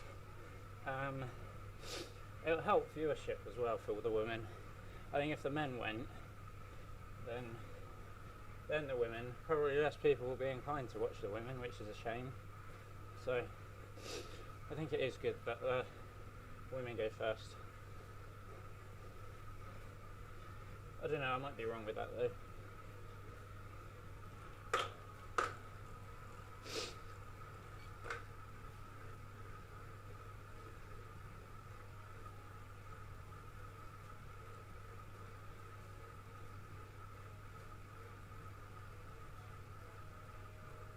They're all at home, but they've all been sent out Neos, so they're all using the same equipment, so it's just going to be a level playing field. Is the event on Zwift Power?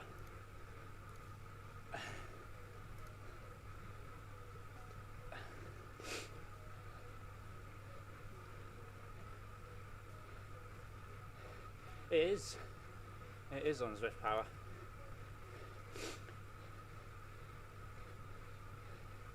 Yes, the women are off at 1:47. That's one way to check, isn't it? The women off at 1:47.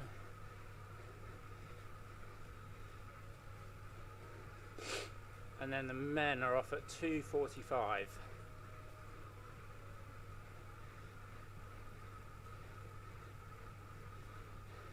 Let's see who's got the best.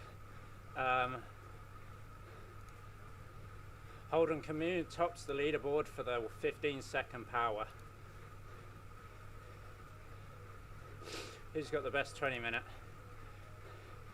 Lennart Tengels, then Verhaasen. Is there a stream? Yeah, there is. Zwift is streaming it on YouTube, I believe. So. And then it's also on Eurosport. I'm pretty sure YouTube is streaming it. They should be. I'll have a look for you.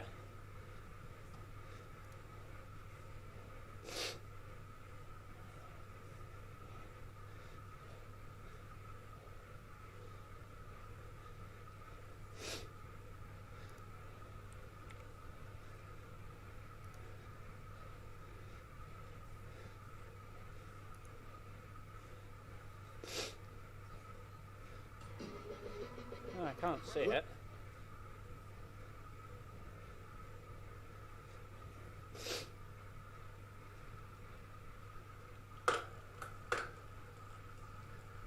Yeah, YouTube as well. Yeah, they are streaming it, but I can't see the videos yet. Scheduled.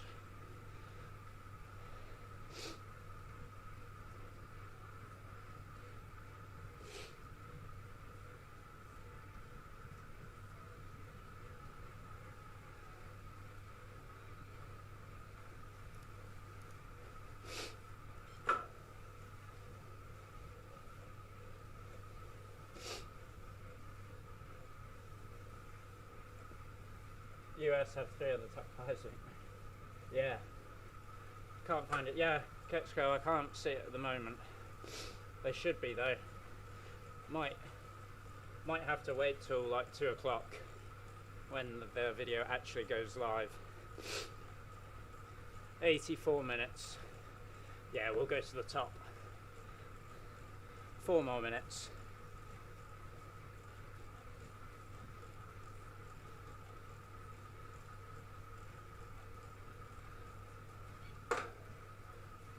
Yeah, the US have got a good team.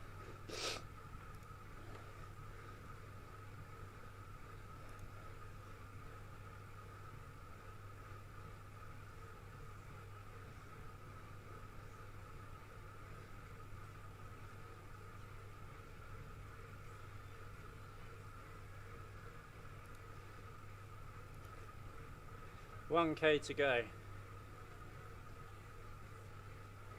Sprint at the end.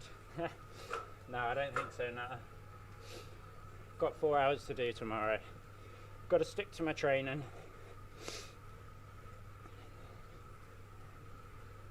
Sorry, mate. Oh, it might have been taken down for geo restrictions. That's a shame. We'll have to tell Ed to... Someone said it yesterday. We'll have to tell Ed to put a mirror up in his video.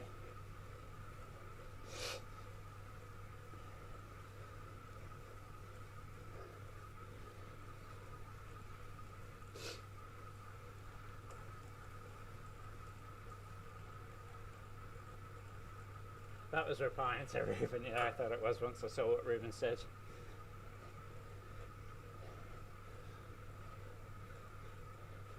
Three more minutes to the top by the looks of it.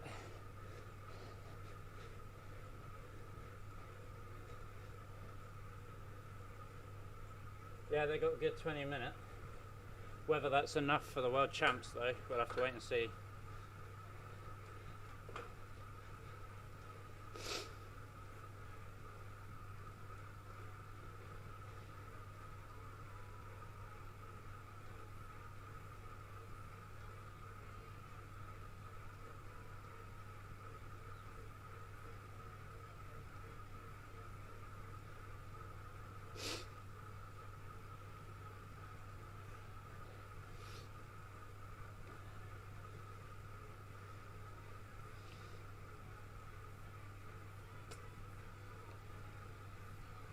Oh, you think it's low, do you?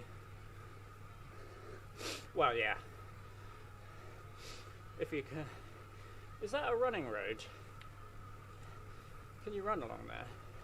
Or are they making... Is that going to be for when mountain biking expands, do you think? That little route there. I wonder what that is. Maybe something for future.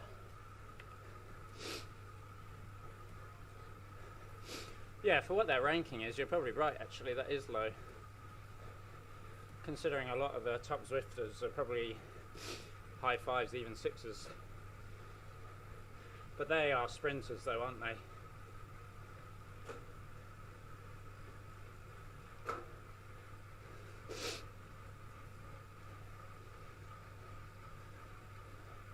They aren't the climbers.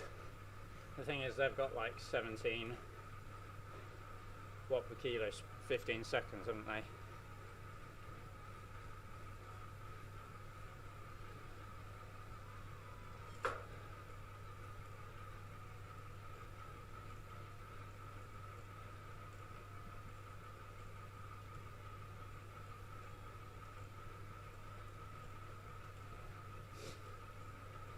Yeah, I suppose it's below 5 for... That's not even the hour either, it's the 20 minutes. I mean, they're quite heavy, so they'll probably draft well.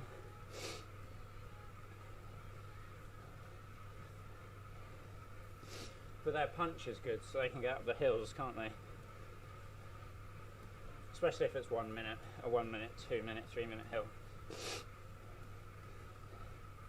It'll be interesting, because they do the climb, they do the reverse, don't they? No need to do climbing races. Exactly. I mean, their 20 minute probably is better than that, but they're pro drafters, and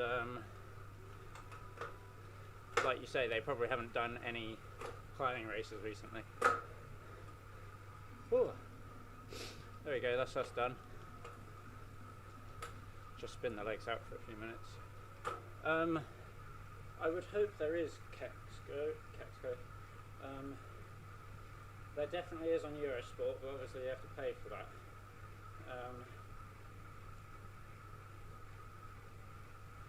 Best 20-minute 5.1. That's surprising, yeah. But they're good drafters. Yeah, I was going to say it'd be interesting to see whether they get over the reverse hilly-com, because they do the hilly-com reverse, don't they? So it'll be interesting to see if they can get over that. Because that'll be sort of more like 4 minutes, won't it? And I bet the pros will send it hard up there. Oh dear. Error running USB connection. I'm just checking my camera. You can still hear me, yeah. The camera seems to have frozen though. Oh, I don't know what's happened with my camera.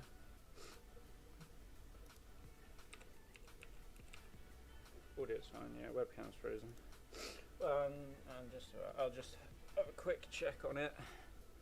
But yeah, thank you very much for joining, everyone.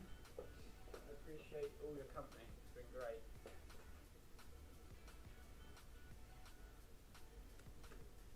It's been great having you along for the video.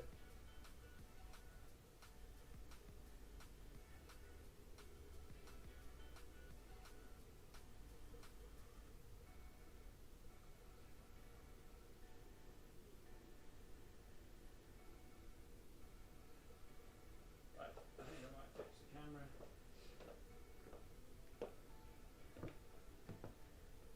See if that's worked. Hey, there we go, I'm back. Yeah, thank you very much for watching, guys. Really appreciate it. It was good to have you along for some company. Definitely helped the ride go a bit longer. I have to check the forecast for tomorrow, but I'm doing the same again tomorrow. Whether it's on Zwift or not, we will wait and see. But yeah, thank you very much. That was good fun. So I will catch you guys in the next one. To be honest, I will probably see most of you in Ed's stream in a little while. So yeah, cheers Cycle Nutter, thanks. Here right from the start, right to the end. Appreciate that. Vlog if outside. Yeah. I'll do. Yeah, I will think about it, Cycle Nutter. If that's what you guys want, I'll vlog it.